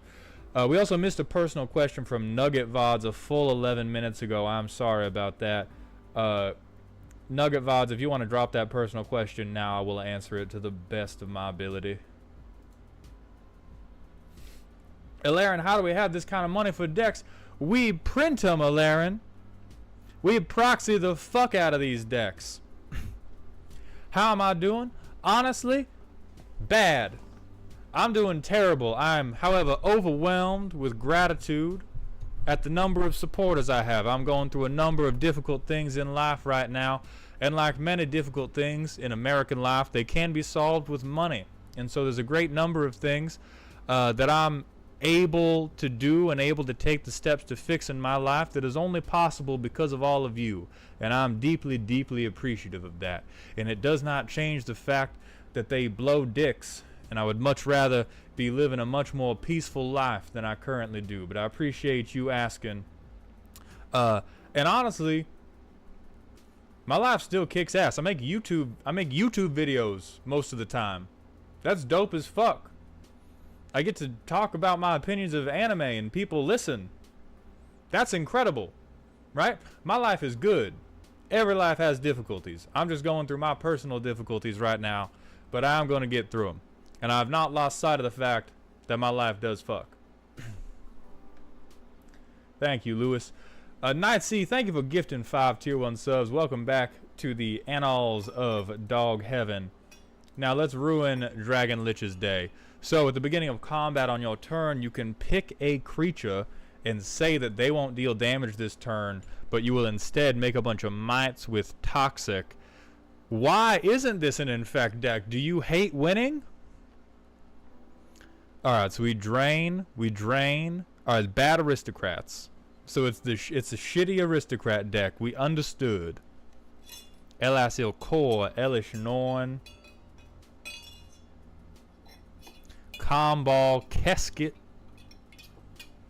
Koldotha. Are the mites artifacts? They are artifacts, okay.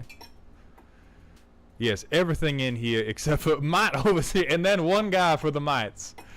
Ramba Zomba, thank you for the Twitch follow. Welcome to the Doghouse. Cracker Hoof, we all know them. Okay, so we have 1,000,000 Aristocrats cards. Oh, the tag. Nugget Vods, thank you for that catch. We got to get these tags. Draw. 8 cards for draw. Dark Prophecy. That's good. People will hate you. This is definitely planning for the future. Tay Slays, thank you for the tier 1 Twitch sub. Welcome to the dog home, my friend. Alright, mine's. This is not. You untagged this yesterday, Dragonlich, you fucking liar. Skull Clamp is so good that it makes up for it. Same goes for Tarian's Journal, and I thankfully do know what Village Rats does. Yeah, so we got some ETB, bunch of ETB benefits. A lot of protection. Yeah, for a whole board, which is... Imp's Mischief is funny. I give you points just for including this. Look at all these rocks I found.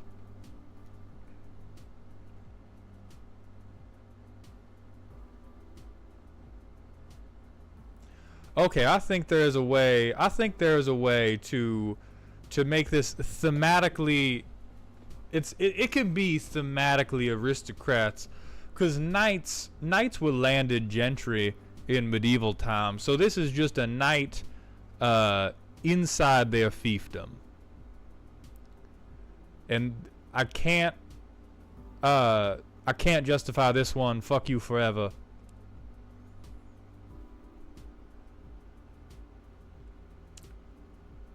Okay, and then we have death triggers, but do we have... What death triggers do we have? Okay, Cruel Celebrant, Draw Scorpion. Alright, so Dragon Lich, real quick, we're going to put you through a little math lesson.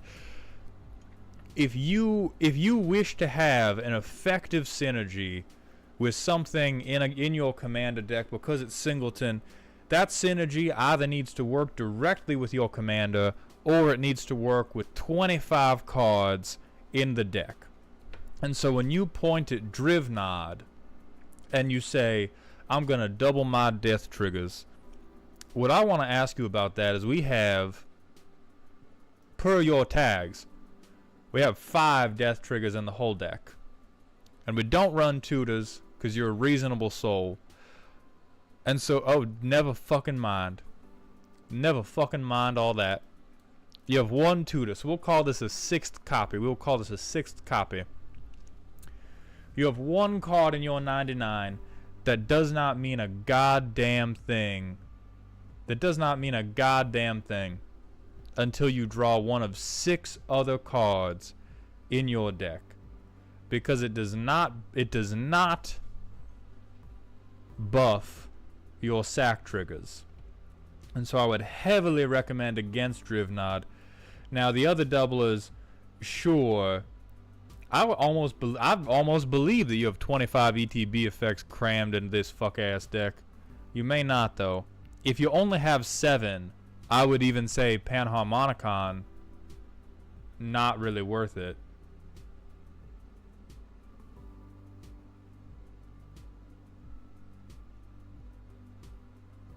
Like Teysa Karlov you get to keep because her second line of text synergizes with everything your commander wants to do. Vigilance and lifelink is great. Them not being able to block is great.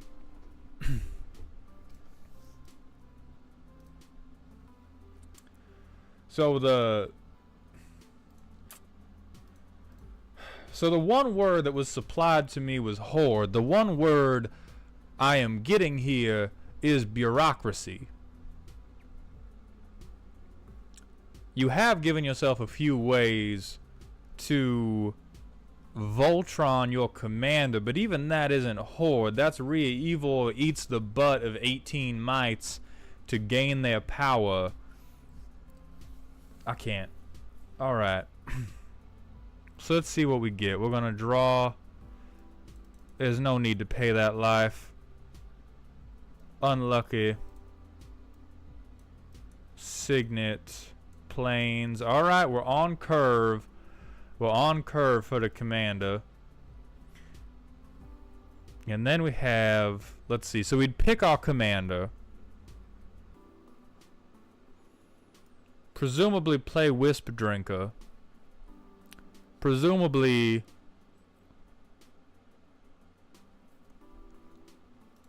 let's say we're lucky. It's turn 5. Let's say we're lucky and nobody's blocking. We make 3 mites.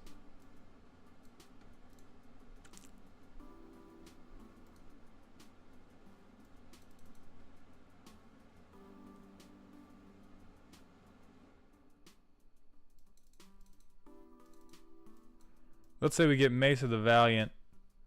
We swing it again. We can't equip it yet. We don't have the mana quite yet. Let's say we get 1, 2, 3.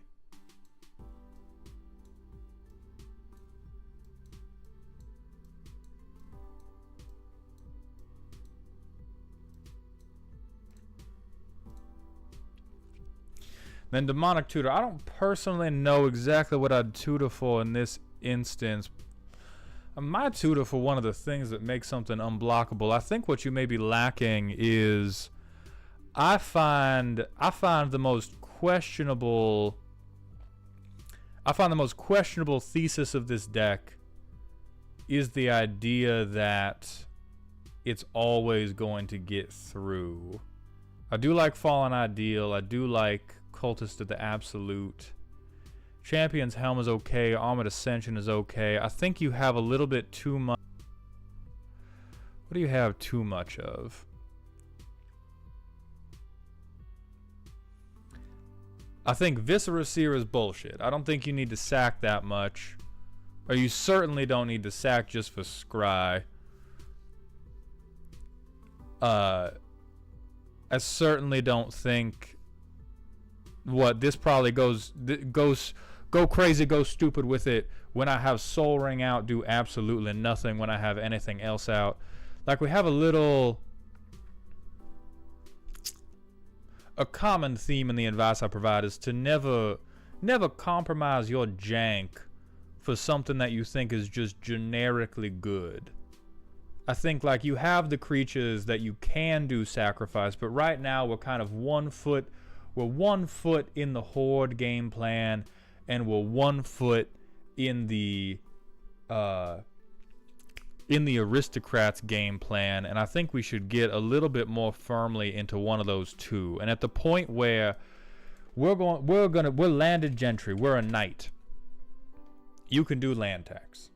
For sure you can do land tax. It's 1 card, it's not gonna hugely change the deck, but in terms of ramp, land tax will be singularly better than anything else you've got. I would also recommend, if you want to do... I would also recommend more swords. I love land tax. It's incredibly good. This is one of the few decks where it is thematic, because a land tax is very literal with knights. But, like, if we're talking no theme, we're talking just effectiveness, you are hard pressed to give me a reason why any deck with access to white should not run land tax unless it also has access to green. If your deck has white and it does not have green, and you think land tax is not better than any other ramp spell you have, you are a goddamned liar. You are a goddamned liar. So I heavily recommend land tax. You may... This guy may be a little too slow. Z, hello, darling. I love you so much.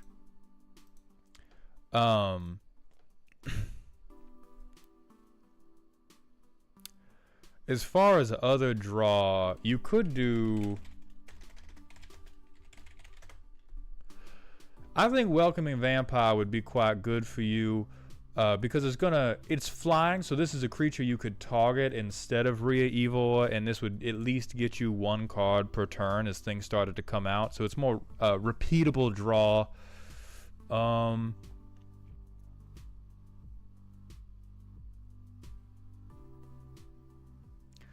don't know about Rumor Gatherer, because Rumor Gatherer, like,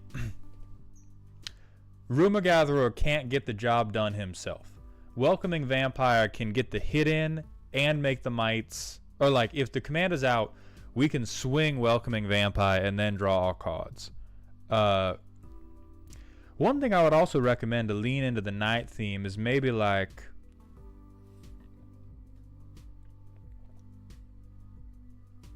some more swords rather than all these token doublers.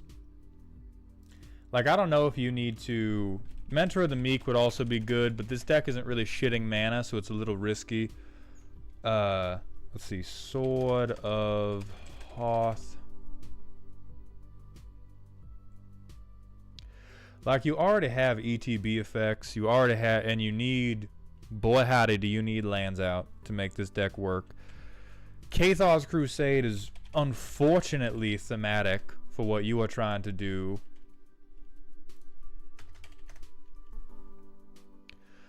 I don't think you need Roaming Throne. I really don't think you need Roaming Throne. I think it's at best just another token doubler, and I'm not sure if it works. Rhea Evor may be one of the few specific commanders that it doesn't, or you could, I guess, target 2 creatures, so you could spread the love a little bit. But like honestly, Comball. Oh no, it's each opponent, so that's fine.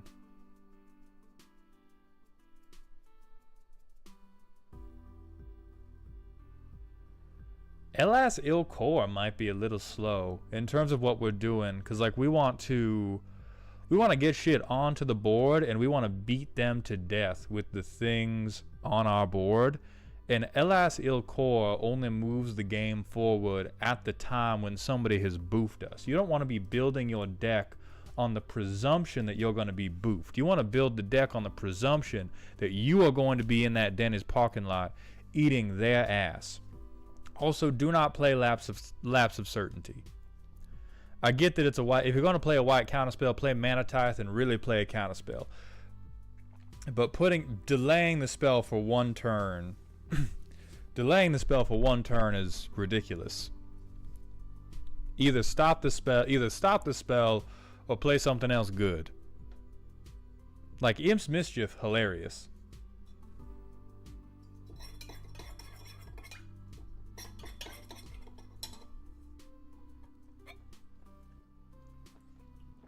Like this deck is the Brave Knight.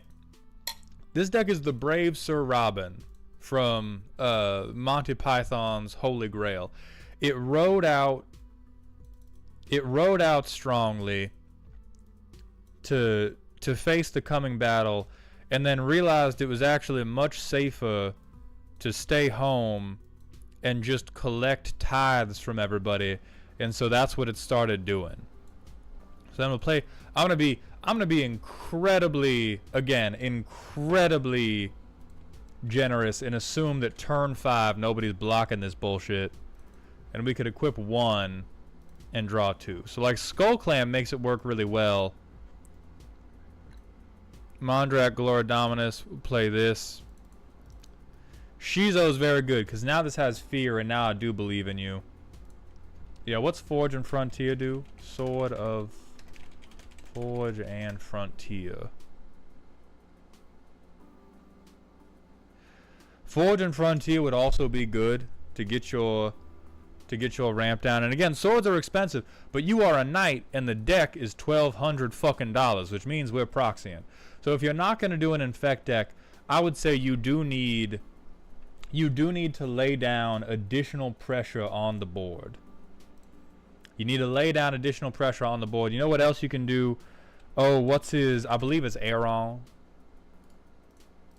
Boom. Kathar's Crusade at home. Elarin, do let me know, yes, particularly as we get close to your deck. Built in a little bit of evasion, because he's menacing. Built in, buff my horde with part of my horde. So I think I think Aaron is better for you than Aristocrats, at least in terms of what the primer is stating that your deck is doing. I think you need to, if you have not read the Stormlight Archive, you should read up on the Stormlight Archive. I can't even remember the character. You need to read up on the history of Dalinar Kholin. And you need to remake yourself in Dalinar's image and cut a path in blood with Rhea Evor. Right now, Rhea Evor, you are rubber stamping paperwork on how people are going to die because they had a poor harvest this year because you snuck locusts onto their fucking potato farm. You need to be stabbing people. But Talamar, thank you for sending your buddy's deck in. We're gonna move on to not butt in 909, but before that, we are going to go use the bathroom. So it's gonna be a chair stream. It's going to be a chair stream for a minute, but we'll be right back.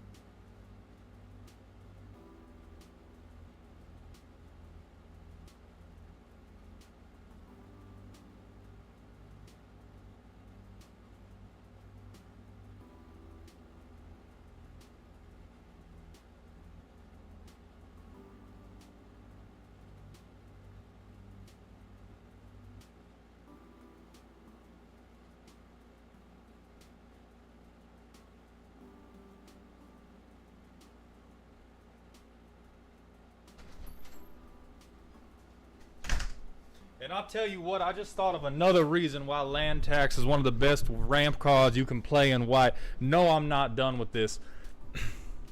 If we revisit the possibility of taxing the landed gentry, anytime this triggers, not only does it ramp you,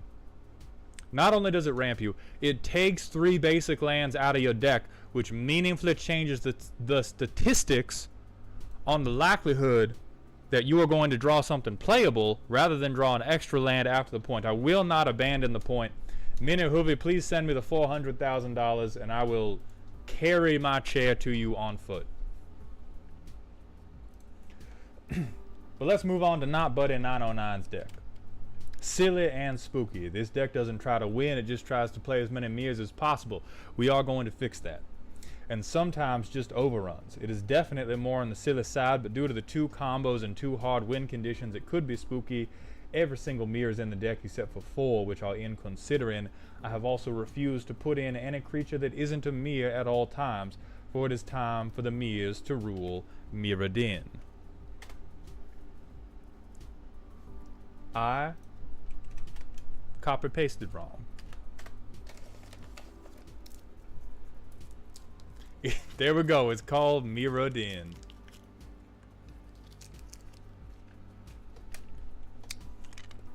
Bailiff, whack Carl 329's PP.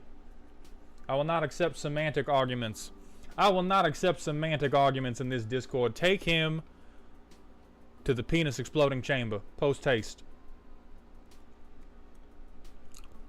Okay, so we're on every mirror possible. I'm presuming mirrors are bad. Non-artifact board wipes, sure.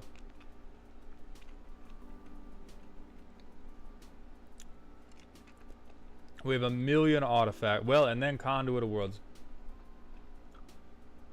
Oh, tags, right, yes, tags.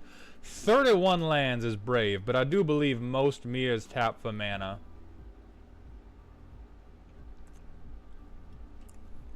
Okay, so this is goddamn infinite mana.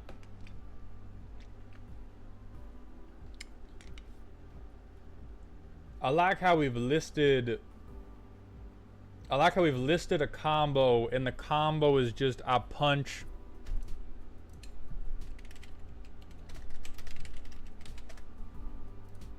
Is that it? Yeah. Me when I combo off, you guys.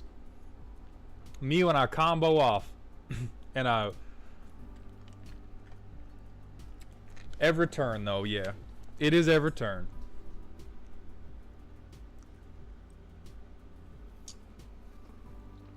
Helps Amir.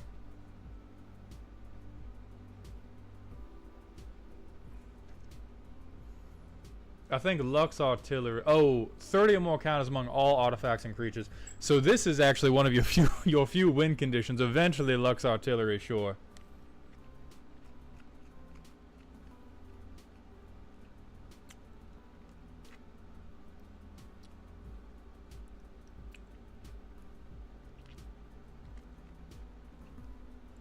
Home of Amir. I'm sorry, what? That exists? Just shuffle?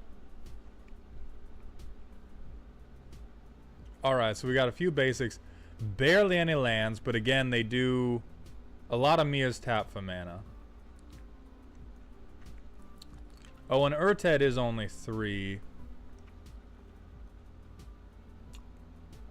Funds Amir.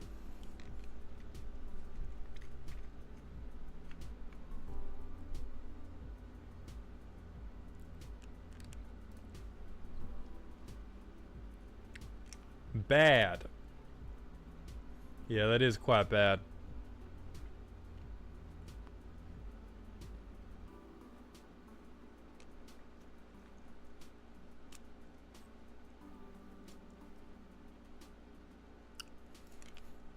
Alright, so just so everybody knows the theme we are staying absolutely married to is we are only playing Mias.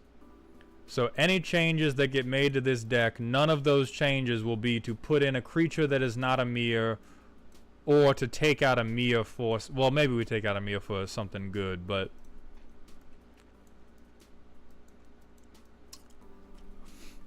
Okay, so we get to untap all Mias in combat. I don't think there's any point playing this yet. Well, there could be.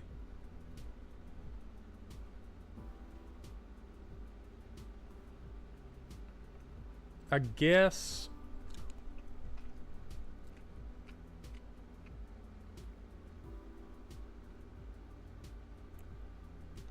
Oh yeah, you hold the Mias in hand. So let's restart and I'll do it correctly.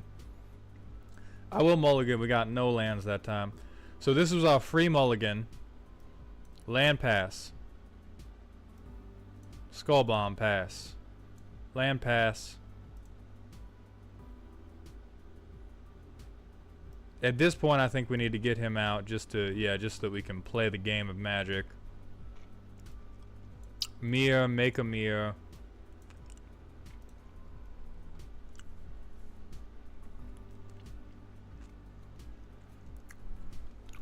Mia, make a Mia.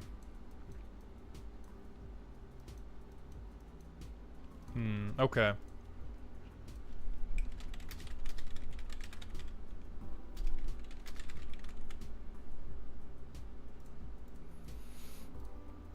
So far it seems like like the deck is racist. The deck is mere supremacist, but it's not committed. Like outside of the creatures, it looks like we're allowed to get a little funky with it. Because Navinaral's disc has nothing to do with Mia's. Steely Resolve is like you can dedicate it to a creature type, not Mia's. Ozolith, not Mia's.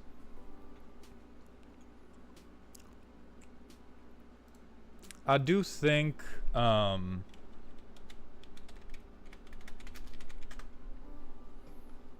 would argue for this, because you don't have, like, you have rocks and I think it would be quite good to let your Mias contribute to the mana.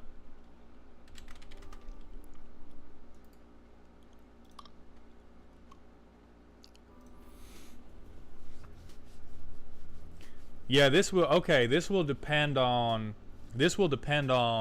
how they feel about the theme, but Tezzeret, Master of the Bridge, might actually allow them to play Magic the Gathering instead of play mere Legos.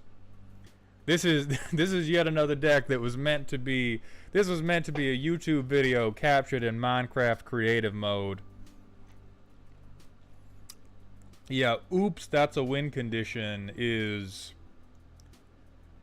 Like, I think rather than oops, that's a win condition, we would rather have a thing that is going to contribute to our win condition while actually playing Magic the Gathering. Like, wouldn't we rather win sometimes? Oh, believe me, Willpower, we're gonna get to Door to Nothingness.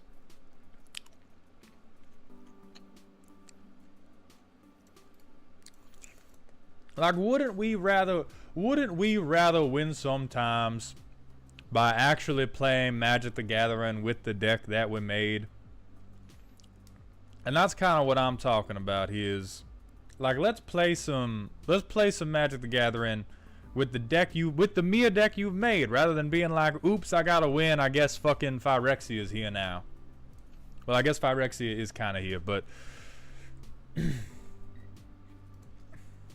does Myriad count as a mirror? That's funny. Like, if you want oops, here's a win condition, I would say the universal butthole is where you want to be. But too many times you've said, first of all, when you say this deck isn't trying to win, generally a mistake. Commander's a very fun game. I think it's more fun if you're not trying as hard as possible to win. But if you're saying the deck is just whatever about winning, I think that generally detracts from your joy rather than adds to it. Because the dramatic tension of the push and pull of trying to win the game is what gives it its flavor. If all you do is try to win as fast as you can, that removes the flavor expeditiously, right? It's like, you know, if you're gonna cook a steak, you don't want to put it in the oven at 500 degrees with a Kinnan combo deck, but you also don't want to leave it on the sidewalk. Neither of those are fun. You want to learn. You want to do a nice little reverse sear. You want to get it to a nice internal temperature about 105. And then you want to put the heat on by putting a Glock on the table. Door to mirroringness. Only a mirrored man would make such a door. Only a mere imbecile would open it. You can print that out, you can scratch out those words, and you can write in those phonetic mere puns, and then boom, it's on theme. And who's to say that that isn't Urtet's butthole? Who among us can prove that Urtet, remnant of Memnock, could not open up that loincloth and show us a door to somethingness? And so I think you will have a little bit more fun if you have a few cards that are either going to give you the mana, or I think Shimmer Dragon won't do it. I am willing to adhere to your stated goal of we're not going to put any creatures in. Nope, this is not a non-mere creature. We're not going to do it.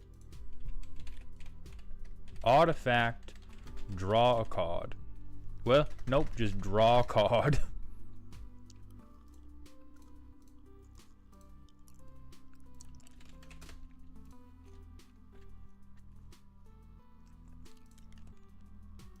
And then we do need it to be enchantment. We do need it to be artifact. And then we need it to be creature. Nope, is not creature. So let's see if there are any repeatable engines. None.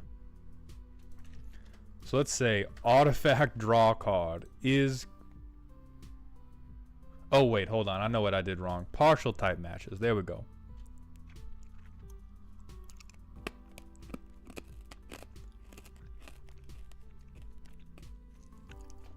Clan Crafter. Clan Crafter, we could sacrifice our Mia tokens. We could use Cryptolith Riot to pay into sacrificing our Mia tokens. It's a cough drop because I talk too loudly. I talk too loudly and it blows my voice out.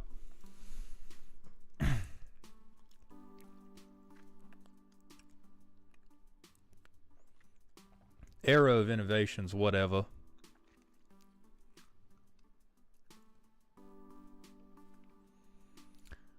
Tamio's logbook cares very much. Let you draw some cards.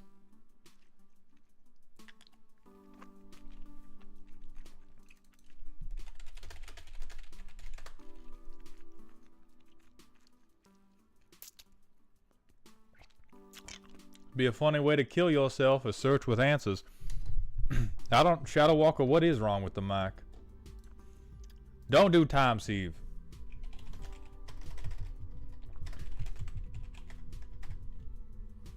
Fuck time sieve, just murder people. I think they have kindred discovery. Oh, it's your end, no worries. If you want to do overrun shenanigans, Bedent of Thassa is also good.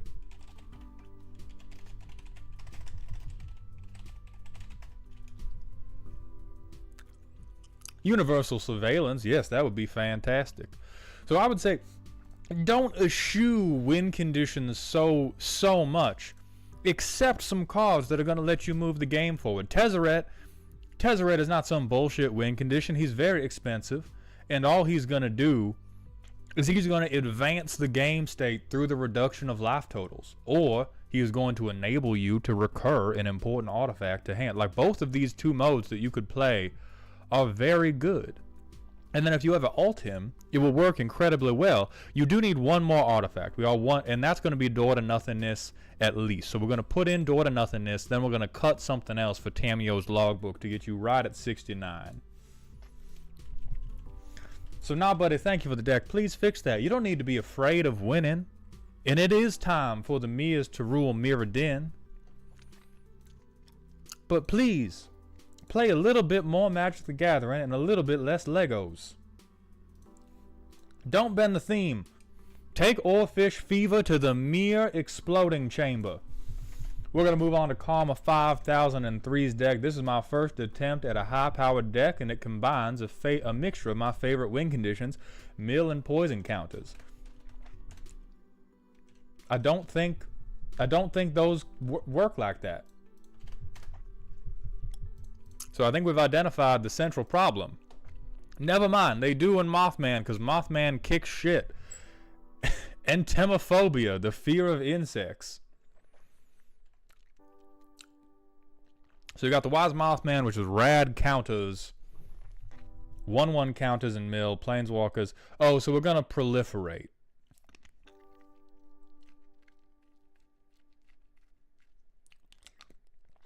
So insects, stuff leaves the graveyard, make an insect. This is not, you can't put, oh right, tags. They already said tags, yeah. Conquered lands, lovely. Grave news. I like oversold. I like regrowth. I like unnatural restoration. Royal Swarm Keepers. This seems a mistake. Unless you have a whole lot of death touches, this seems a mistake. Mill combo, Alter the Brood, Scute Swarm, yeah, for sure. Okay, poison. So you have 9 ways to get poison in. We have a lot of infect.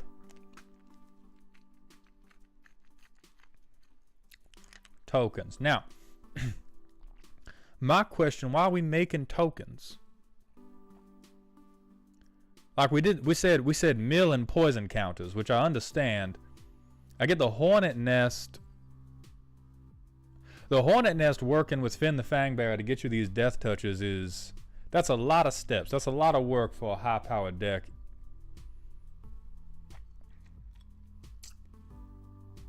Like, yeah, we've gone from mill and poison to mill and poison and aggro and death touch.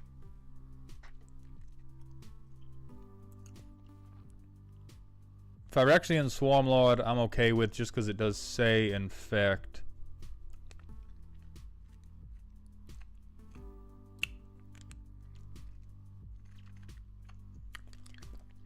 Ant Queen is terrible, though. Ant Queen belongs in a silly deck. The Ant Queen has no business being here. Black Beetle, ridiculous.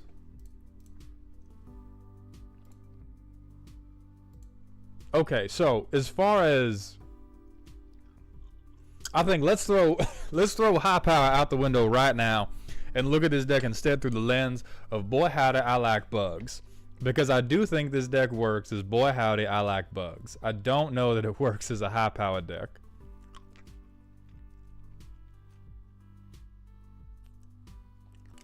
Yeah, right now is every creature but one is an insect. Who is our one? Finn the Fangbearer is our one non-insect. And he's the beekeeper. Okay. So, first and foremost,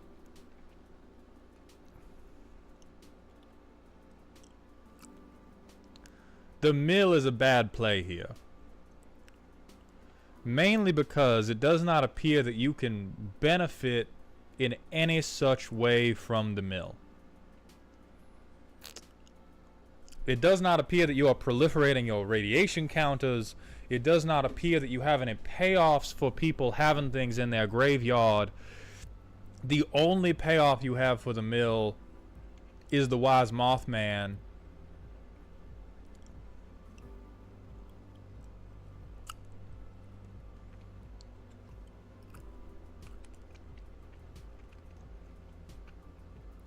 Which I think Wise Mothman does not want you to cast things like Mind Grind.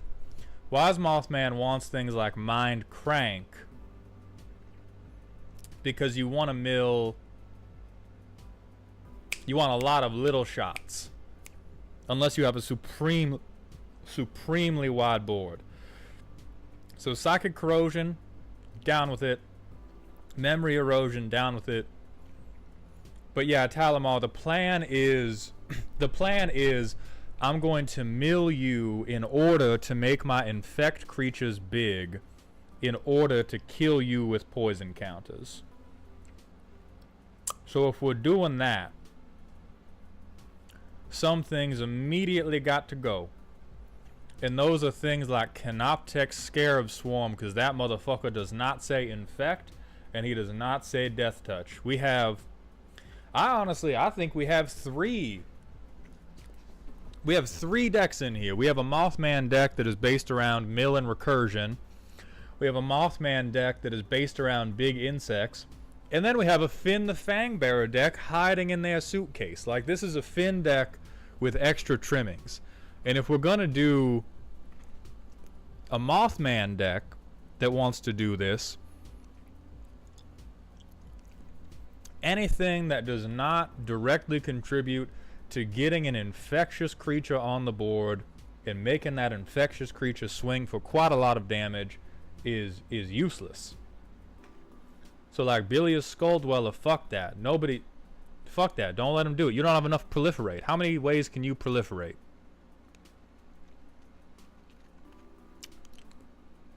Let's look. Let's be very scientific. How many ways can these people proliferate?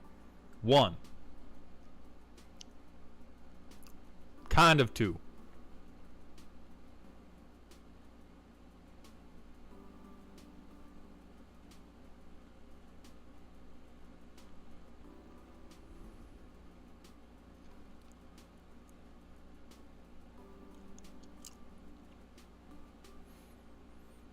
And there we go. Oh, so three. Sorry. Karn's Bastion, too. So we got three goddamn ways to proliferate in this deck, which means if you want to win through poison counters, you are winning through a gigantic infectious motherfucker. Oh, sorry. So 6. So that brings us up to 9. Oh, no. The things we counted are already in here. So 6 things. We are not casting enough spells to Radstorm. Or Radstorm meaningfully. Rad counters are very good with Mothman because Mothman goes.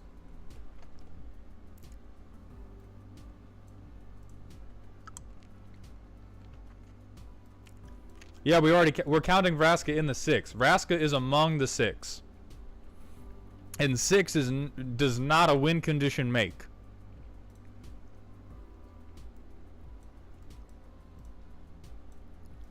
Everybody has a rad counter. We'll say we get lucky once. Exoskeleton. Yeah, Exoskeleton's great. Trophy and Regrowth are both good here. Cryptolith right, fine. So this hand is good, but as we can see, Altar of Dementia doesn't fucking matter. What matters is that we played an insect, we gave them Infect, and we made them big. And the mill only matters because it supports making our infectious insects big. So we'll get a turn 1 caustic guy.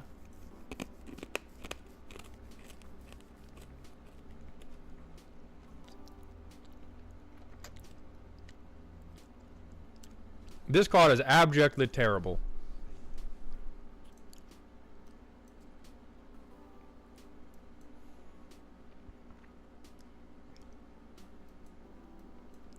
I also think Tribute to the World Tree pretty hopeful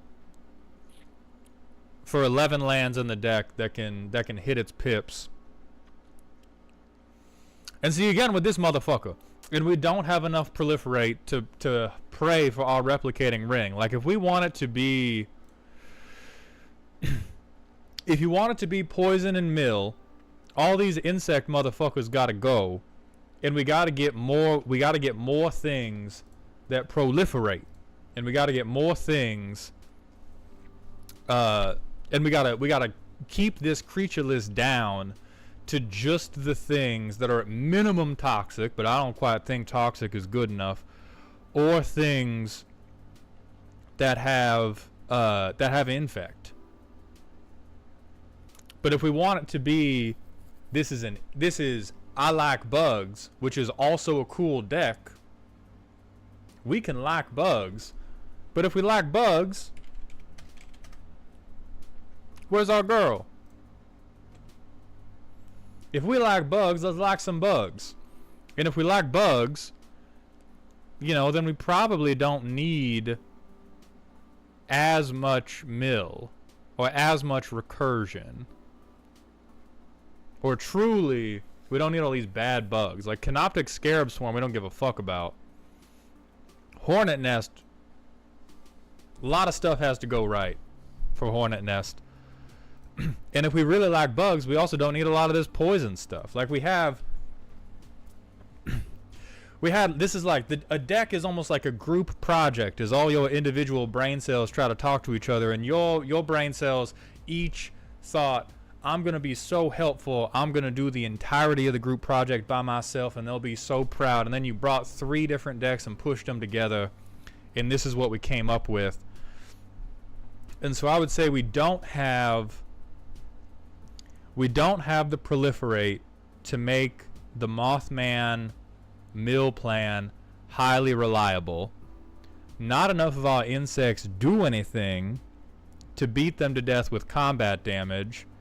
And we have one thing that will convert our Death Touchers into poison counters.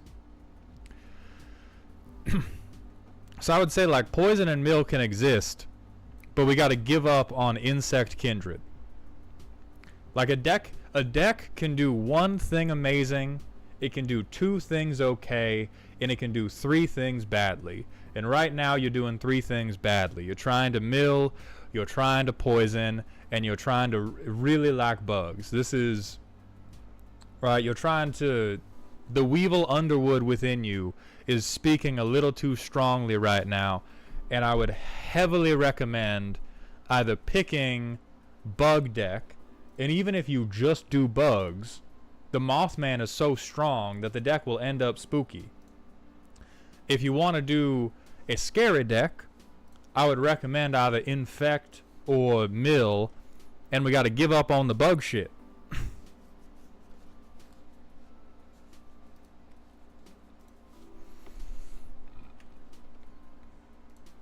But I think it has potential. I do like Psychic Corrosion. I do like Grafted Exoskeleton. We'll do that. We'll do that. We'll get Psychic Corrosion out. So boom, everybody's milled one. Boom, Mothman. We'll get at least like 2 counters onto Mothman. Oh, we would have milled that. So we get another counter. Land. And then... oh, see, like, this beetle is fucking crazy when you cannot force anybody to sacrifice a goddamn thing. Like, we have 2 cards in our hand. The Ant Queen and the Mortician Beetle that we do not give a fuck about other than their bugs, and we enjoy bugs. But like Radroach, phenomenal, because now Radroach is out. We start growing them. We're going to give everybody a shitload of rad counters. And then see, Zask is here to talk to us. Zask is just here to talk to us more about the insect shit and not about...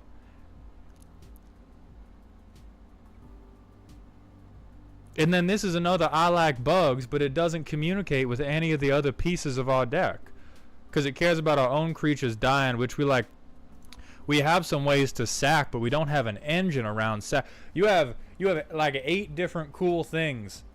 every tag, almost every tag, is a cool thing that does not communicate with any of the other cool things in this deck. And I think you need to pick the one you like the most, and then cut everything that's not in there and rebuild it focused on it directly benefiting what's happening in whatever thing. So between Fear the Swarm, Poison, Tokens, the Aristocracy, and Mill, pick your favorite. Oh, and Proliferate. Pick your favorite, your absolute favorite.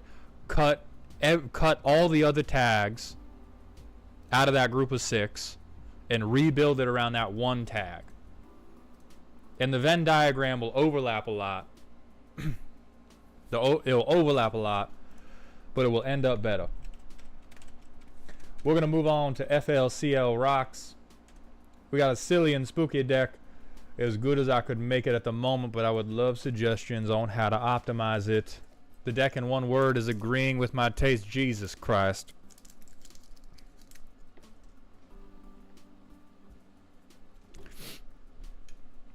So as reported by FLCL Rocks, 100% waifu, absolute hotties, definitely would date, maybe just a dinner, if I was drunk enough, double bagger.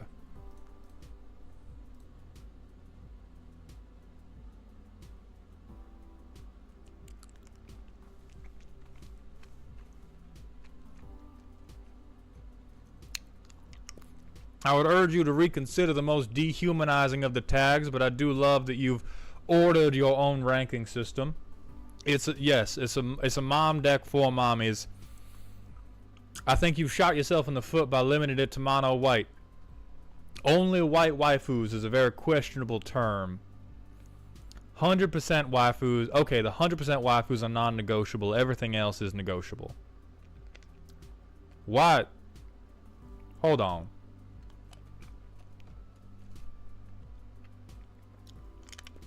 Wait a goddamn minute. Explain yourself. Not to me, to God.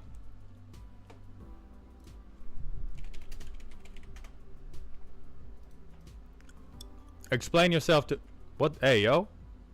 Explain yourself to him right now.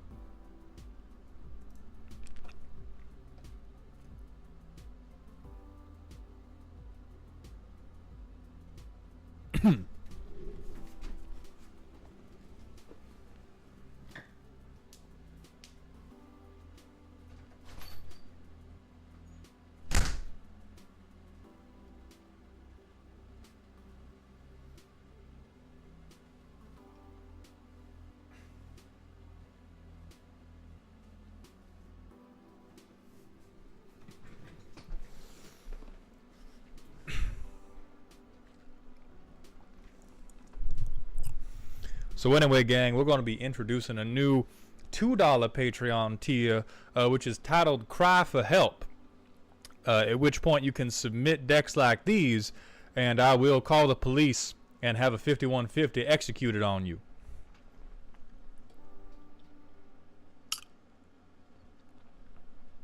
Get this ad out of here. Citywide bust. I mean, the name, yes. The thing, okay. Just a bunny. I mean, being a furry is like, we've cleared so far above that bar.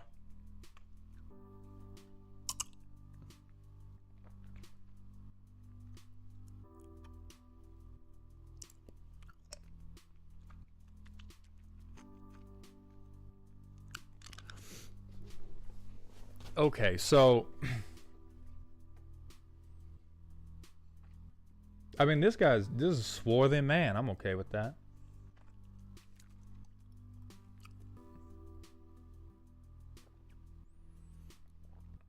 He's fine as hell. You're ranking. Okay, if I was drunken. Okay, we got out of order a little bit. So this is higher than the previous list.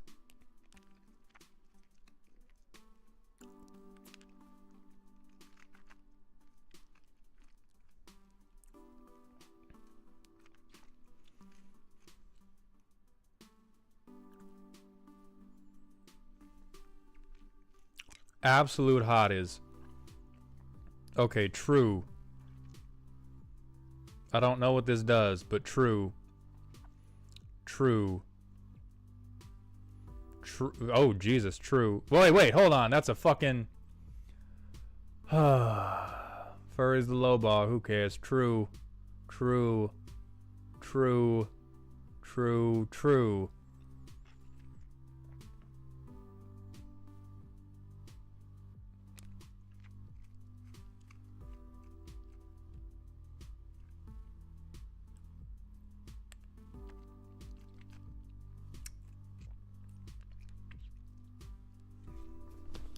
God damn it. I'm deleting this stream. I'm deleting the whole stream now. You don't pay close enough attention one time. So, this is a bad deck. This deck hurts me in my heart and in my head. The best thing we can do is play Rosie Cotton. Do that. Like, we're building to Elish Norn Grand Cenobite, and we're playing little shitters. I think...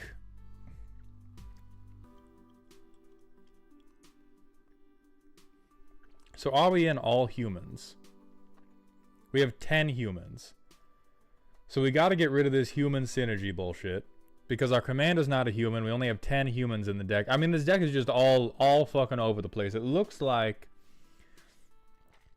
it's dedicated to little shitters. And then it's mostly dedicated to little shitters. But then we have a board wipe that will board wipe us. No, where was it? These tags are killing me.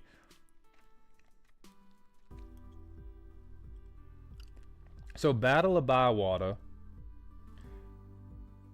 You didn't see a good way to do Phyrexian token, so it became human token. Alright, human token. So we have little shitters. Elspeth Sun's Nemesis is just a bad card. Eternal Wanderer is okay. Flicker's, like, White Flicker works. You do not have enough humans. You do not have enough humans for Angel of Glory's Rise, even though she is bad as hell. This is like my table doesn't want me to use horny proxy arts, so I just use horny normal arts. Boreas Charger sucks because somebody has to kill it. Or you have to flicker it with Eternal Wanderer. We're at $2,000. I'll tell you what. You guys already know what I'm going to say. You got a ramp. You got a ramp. Ico, we had just finished looking at the tags.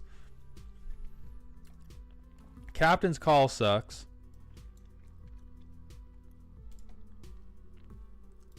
I think what we need is...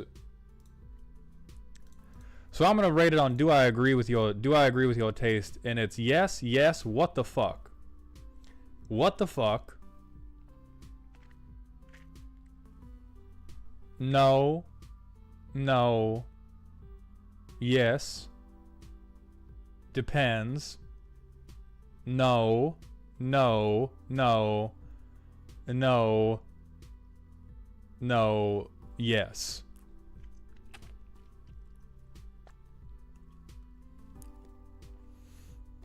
I think if you like, if you want to, the fact that you're in mono white is limiting your ability to make a functional deck and a waifu deck. Like, if you want to make a deck that it's like all hot ladies, all incredibly hot femmes, this should be your commander. This should be your commander, and then you don't need to worry about synergies. You can still... It would not prevent you from having Mothra in the fucking deck. But bad as hell. 100% waifu material. But you have all this stuff that's fighting too hard for these really, like, weird synergies. Like, Haunted Library is just an inefficient token maker.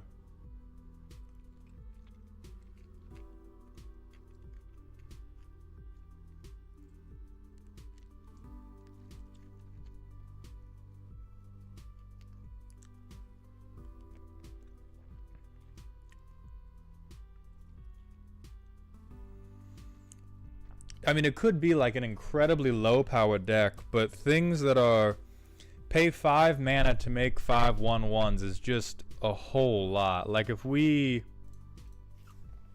This is the type of deck where you could just go to... There's like so much work to do that we can... that we can begin working from EDH rec and then shopping. But like Adeline's bad as hell. Ben and Brax would be very useful to you.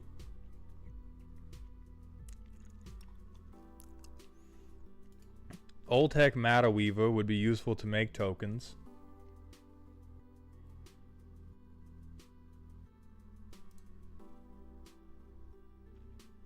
Oh, that, yeah, the serialized Ellis Note is $1,500.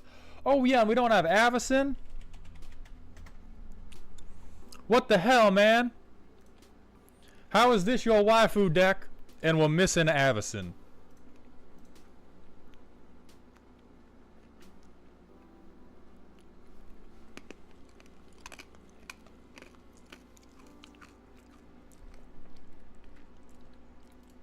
I think Defiler of Faith is both a wood and is very useful to you.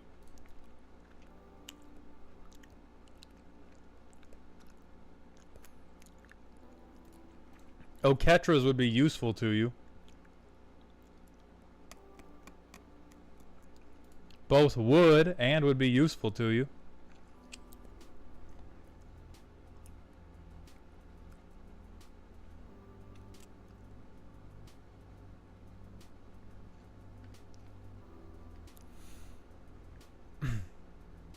Like, there's a lot of this. Again, we're trying to do in the... Hold on, we're gonna shout out the GOAT real quickly.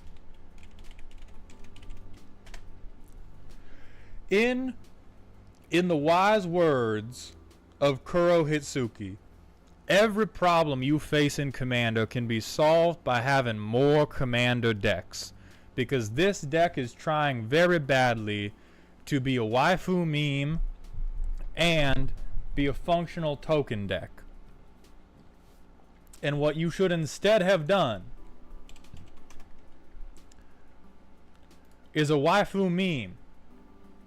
And this deck would work just because there are enough legendary femme creatures that do powerful shit that you could put together. You could put together harem, right? This could be a harem deck, and it would be fire.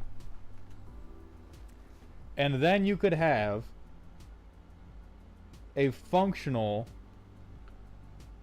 Little Shitters token deck. Oh yeah, you could also use Najila. But Sisei would be better for making sure you can get whichever one of the waifus you want. So just make 2 decks. And then if you want to play a functional token deck, play that. And if you want to play the waifu deck, play the waifu deck. But right now, we've got a waifu deck that doesn't fully work as a waifu, because you've got to have some shit that you can't even apply the meme to, because they're trying to support the token thing. And then you have a few things that are clearly reaches, right? Like Mega Stand. We're clearly reaching with Make a Stand to try to justify it. There's a lot of things we're just, please let me say you're fuckable in some way so I can put you in this deck. And we can instead have 2 decks. And the problem is solved and they both work.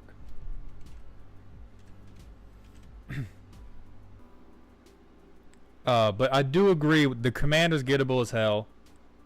I think 8 of your absolute hotties are correct. Not all 9. Not all 9 are correct, but 8 of them are absolutely correct.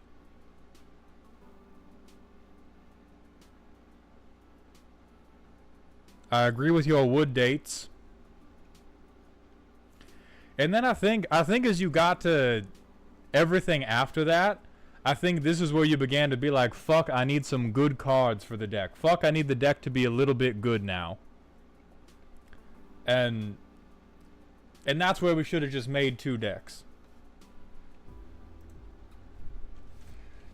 We're going to move on to a Laren's deck, which is scary. Touching cards is the best thing ever, isn't it? The deck in one word is snake, so I already know we're about to see Zyrus. That's what I fucking thought. That is what I fucking goddamn thought. So I heard you like touching cards, so I built you a deck that allows you to touch cards for a price. Sub combo is built around how Edric interacts with the commander. Deck turns into arch enemy pretty quick once I get this out, because I'll finish the sentence for you. Because my commander is bullshit. Haven't won too many games because of this, but it's fun to play because it lets me see how the rest of the table's decks want to work. And they have enough card draw to hit the things that make their decks go burr. I know I need Locust God, but I don't own them yet due to money. Own everything else. Most amount of tokens I've made in one round was 760.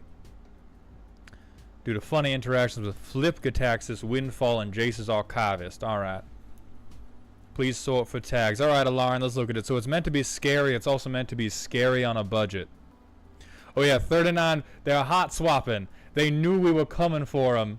And Alarin's making some hot swaps. Alright, game winners. Okay, sacrifice your tokens to Bloodspore Threnax. Gruul War Chant.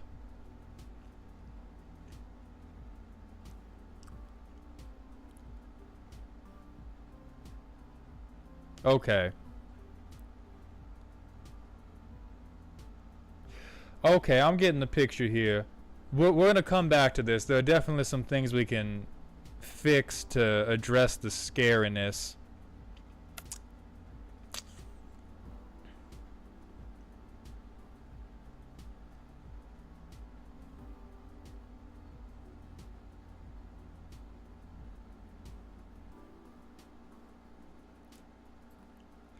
$36 lands is reasonable.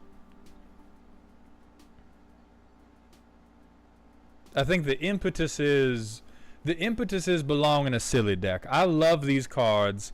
These are silly cards.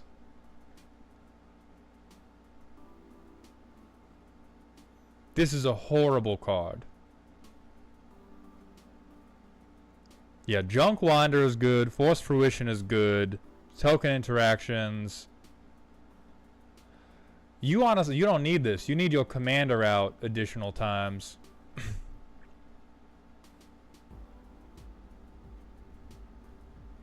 Wheel, extra card draw. Oh, this is why it's probably not scary. So this is group hug.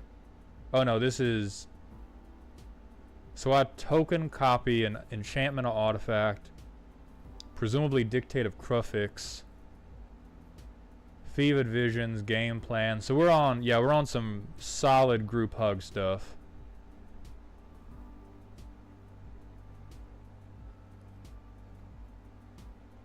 Glade Muse is fundamentally insane. This is a Joker moment. I want to watch the world burn.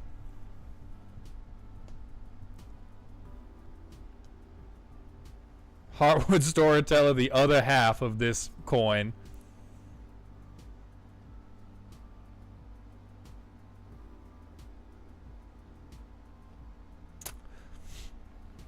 I don't like Reckless Scholar. I think it's too expensive and too slow for what you're trying to do here.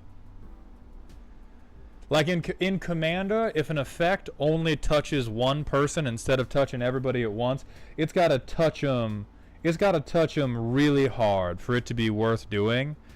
And one person gets to draw and discard is like not really where we want to be.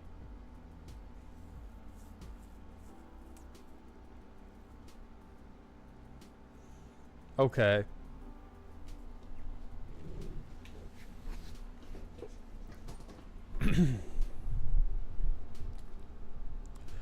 In the groups I run in, the deck is incredibly scary.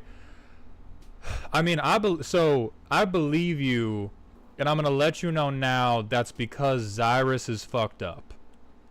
You could do Zyrus, lands, mana dorks. Like, as long as you guaranteed that you played Zyrus on curve or one turn ahead of curve, a Zyrus deck is fucked up if you don't target them.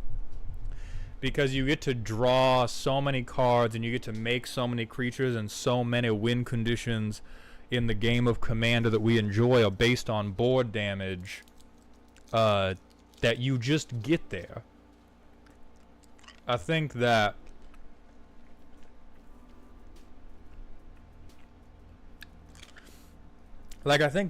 what informs the deck not being what I would call scary more than anything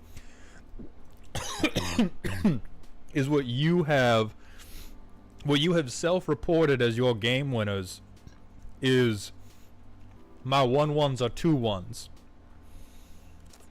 This one's okay, but even then my 1/1s are 4/4s. This requires 1, that you've played Zyrus, 2, that you've either hit with Zyrus a lot or you've established a lot of additional card draw. And like we're just gonna go straight to the top in terms of what a real big power, big boy game winner would be in this deck. Like this is the pinnacle. This is the, like, if I've played my Commander and I've done any of the things I want to do, this is the strongest possible way I could fuck this game up. And we don't need to do that.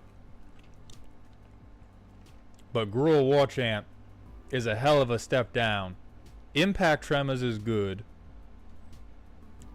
Raid Bombardment is good. Shared Animosity, fantastic. I love this one.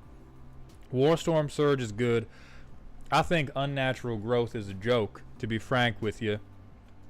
I also think Makaloth is a joke, to be frank with you. This is get a really big board, then sack my really big board to make a really big board, and we would rather just we would rather just use the really big board we had in the first place, and convert it to a win. We'll do 1 free mulligan.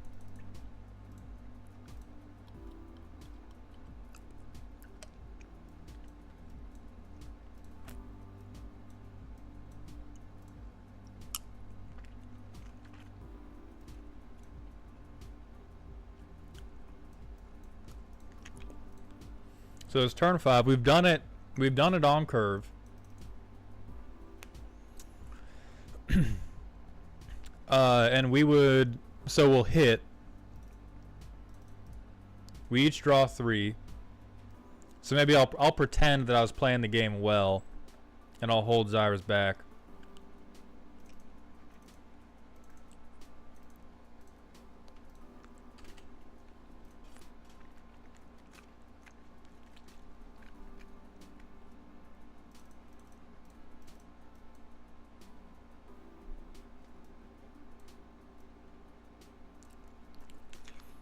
We'll hit again.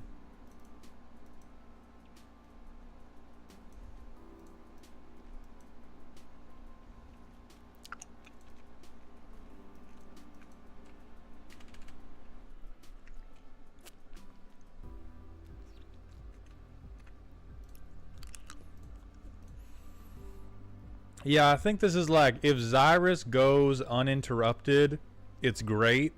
And if Zyrus goes interrupted, you've just got a very, like, everybody is just drawing a ton of cards. And so what I would do... How many lands you got? We're getting kind of fucked. No, 36 is normal. What I would do is I would take some of your worst cards and reorganize them around better ramp, because Thrawn Dynamo in a 3-color deck is silly as fuck. In a deck where you need to be fixing your mana and your mana pips are relatively spread out, Thrawn Dynamo is a silly ass card. You should have Cultivate, 3 Visits, Rampant Growth, Kodama's Reach, anything anything to get lands out so that you can replay Zyrus after he inevitably gets murdered. Oh my god, yeah, we have Soul Ring and no Arcane Signet. But most of what is... Psychosis Crawler, yes. Absolute slam dunk. 18-cent card. This is not a game winner, but this is a, like, we are getting the game to a place I can win from.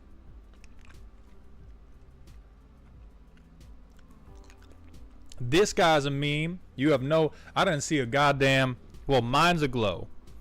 I think Mind's Aglow is your only X spell. And so for you, unused mana not entering from your mana pool is very, like... It's pie in the sky. I'm living in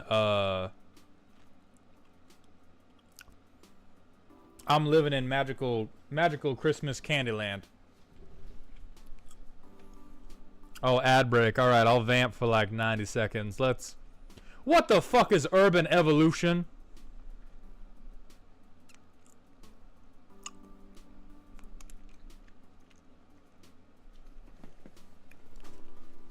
No, no, no. We're also not casting any spells. Yeah, well, alright, we'll check the sideboard. We're not gaining life. I don't think Altar of Dementia is any good for us. Death's Presence is just too expensive. There's a mana dump that doesn't matter. Don't Possibility Storm. You have no... You don't ruin your group hug deck with chaos.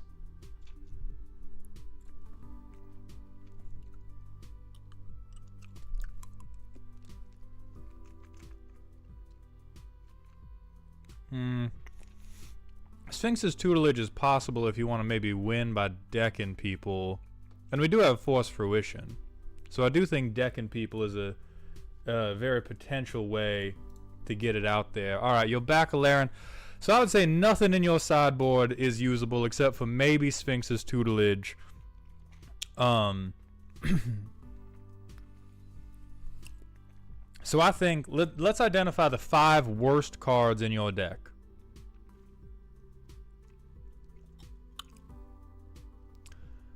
I think Improbable Alliance. Because I think rather than Improbable Alliance, you would rather continue ramping to play your commander, and you're already making a shitload of tokens. I think Season of Growth. Because instead of... Because you are never casting spells, or you are rarely, if ever, casting spells that target your creatures. So you're never going to get the draw. You're never going to get half of the benefit of this card, and scrying is frankly not good enough. It's only for the scry. Anyway, then we can just have a better card, my friend. Minihuvi, you've gotten to... We're going to get to what you add after we identify the 5 worst cards. Cruffix. You're breaking hand size, but like ultimately you should not need to break hand size. Like if I give you 20 cards and the 7 best cards can't put together a game plan for you, you didn't deserve the 20 in the first place. And Cruffix is expensive and highly threatening. And you're not doing anything to benefit off the second half of his threat. You're only using the maximum hand size breakage.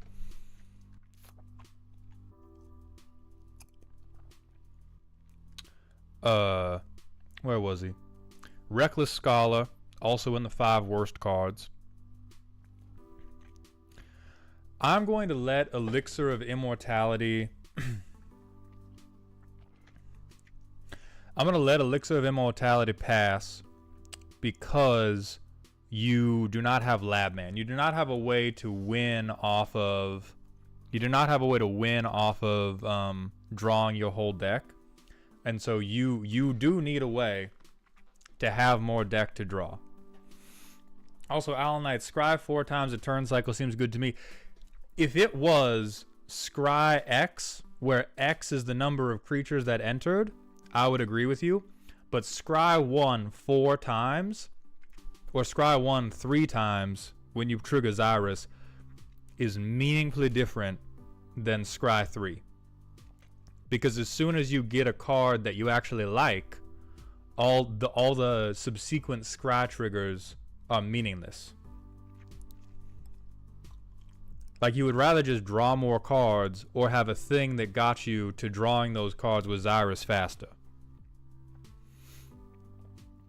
Multiple instances of scry 1 at once stacked though, right? Well, like you resolve one instance, then you resolve the next instance. But as soon as it's a card that you want to keep on top, you just scry that card over and over and over and over and over. Like it's very... Yeah, so you don't get to like compress them like +1/+1 counters. It's just you look at the top, you put it back. You look at the top, you put it back.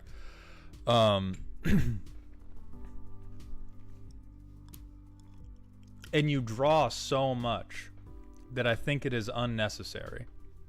So we're at 3. Thrawn Dynamo.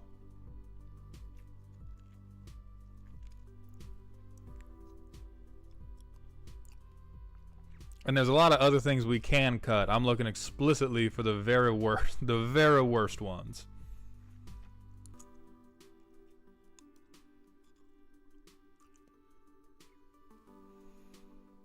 How does a sub combo look? Horrible. I'll be honest. Horribly bad. Like I think Edric is good, but if you have a sub combo, again, you have so much card draw, I believe you might get to it. But like Sly Instigator is another instance of if you are going to do a single target ability in Commander, that single target ability, you gotta really honk when you do it. Like, everything below Edric is a silly card. Because you have Landfall. If you have Landfall, but you don't have the type of... I mean, honestly, like, if you really love Geode Rager, you probably draw enough cards to hit land drop per turn. So I would say the top 3 can stay if you want a stronger deck. The bottom 3 are very weak. Sly Instigator is the worst one. And then Gruul Warchant, also bad. And the things we want instead is we want Psychosis Crawler,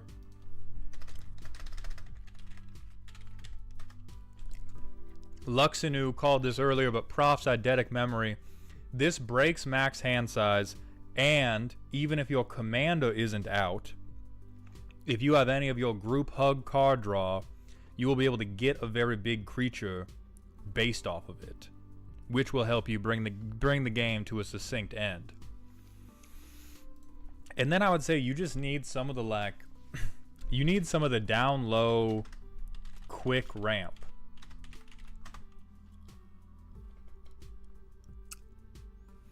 Right, but Alarn, what I'm saying is Prof's eidetic memory saves you even if Zyrus is dead. Right? You have all this group hug draw. They target Zyrus and kill him. Oh, look, I have 1/1/1 snake that is becoming a very big threat. That's why this is so good. But you need some shit like either rampant growth or what was that aura that makes a land tap for an additional mana and draws a card? You need some like low curve ways to get more mana onto the field.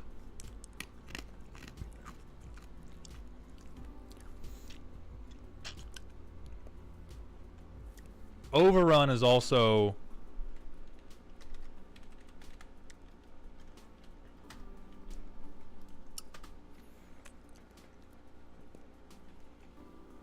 Overrun is also a joke compared to just Triumphing of the Hordes. I don't think you need more lands in the deck. But I do think you need, like, your ramp is built like you don't have access to green. Like, green is very, very good at getting lands to the field and smoothing out.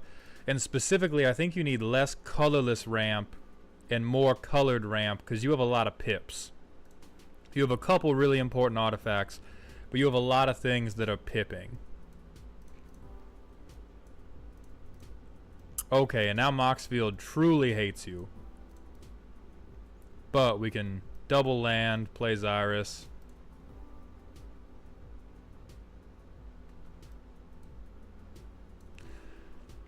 But see, right here, because we've drawn Rats of Flourishing, Reckless Scholar sucks. I mean, I would get more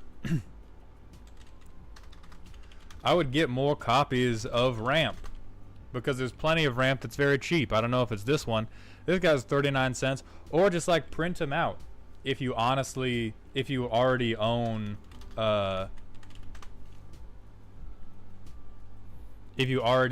copies of them. Like, who cares? But generally what's preventing you is your core gimmick is very well supported, but your core gimmick is help everybody rather than help myself.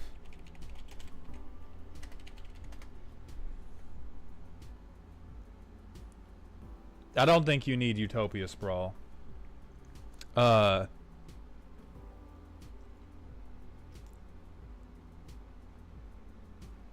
Pendant of Prosperity I also don't think is good because you don't want to rely on these other people. You are their parent. They need to be guided towards getting the cards in their hand to just so happen to let you get the snakes. You need to lead them to water and then waterboard them. You cannot rely on the horse to let itself drink. And then we need better things that are going to actually get this to the end of the game, like you. And I realize the point of the deck is to draw a bunch of cards and not to necessarily win, but the reason it turns into Arch Enemy is because this deck wins kind of like accidentally. This deck wins by making so many snakes that it suffocates everybody at the table rather than actually doing like a strong thing. Like, look at all this shit we have in hand. In Impetus, this is usable. We have this that won't matter until we get our commander, at which point our commander will do it for us.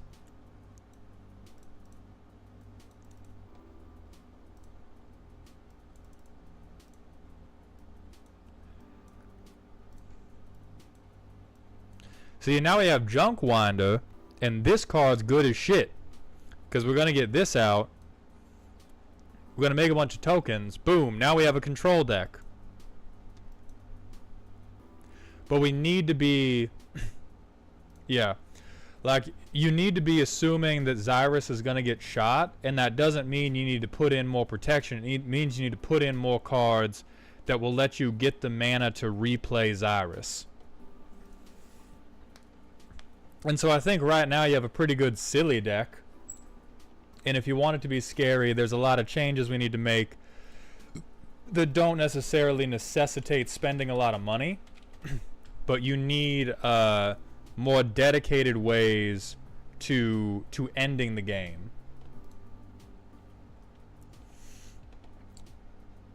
Goblin Bombardment? No. No, I don't think so. I think we'd rather buff them. We'd rather buff the snakes than sack them for 1 damage. No, Possibility Storm, it's a bad disruptor. Like, you're in blue. If you want a disruption piece, just fucking... just River's Rebuke whoever's winning. Forget Possibility Storm. Because it's going to fuck you, right? It's going to fuck you as well. Because you don't have any exile synergies. Like, I wouldn't play Possibility Storm unless you stand to have a one-sided benefit from it. I haven't suggested Perforos because I know it's expensive. But this would be a very succinct win condition. Yeah, it's $15. So you would want to proxy this gentleman. But, like, Perforos would be a very, very good and concise win con for I have Zyrus out. So that's going to bring us to the end of today's stream. I'd like to thank everybody that came by, watched, followed, subbed, put up with this stupid fucking accent. We're going to be back Monday doing some MTG arena drafting. So I will see you all there. I hope you enjoyed the roasting today. I hope you're having an okay weekend. And remember, everybody, stay toxic.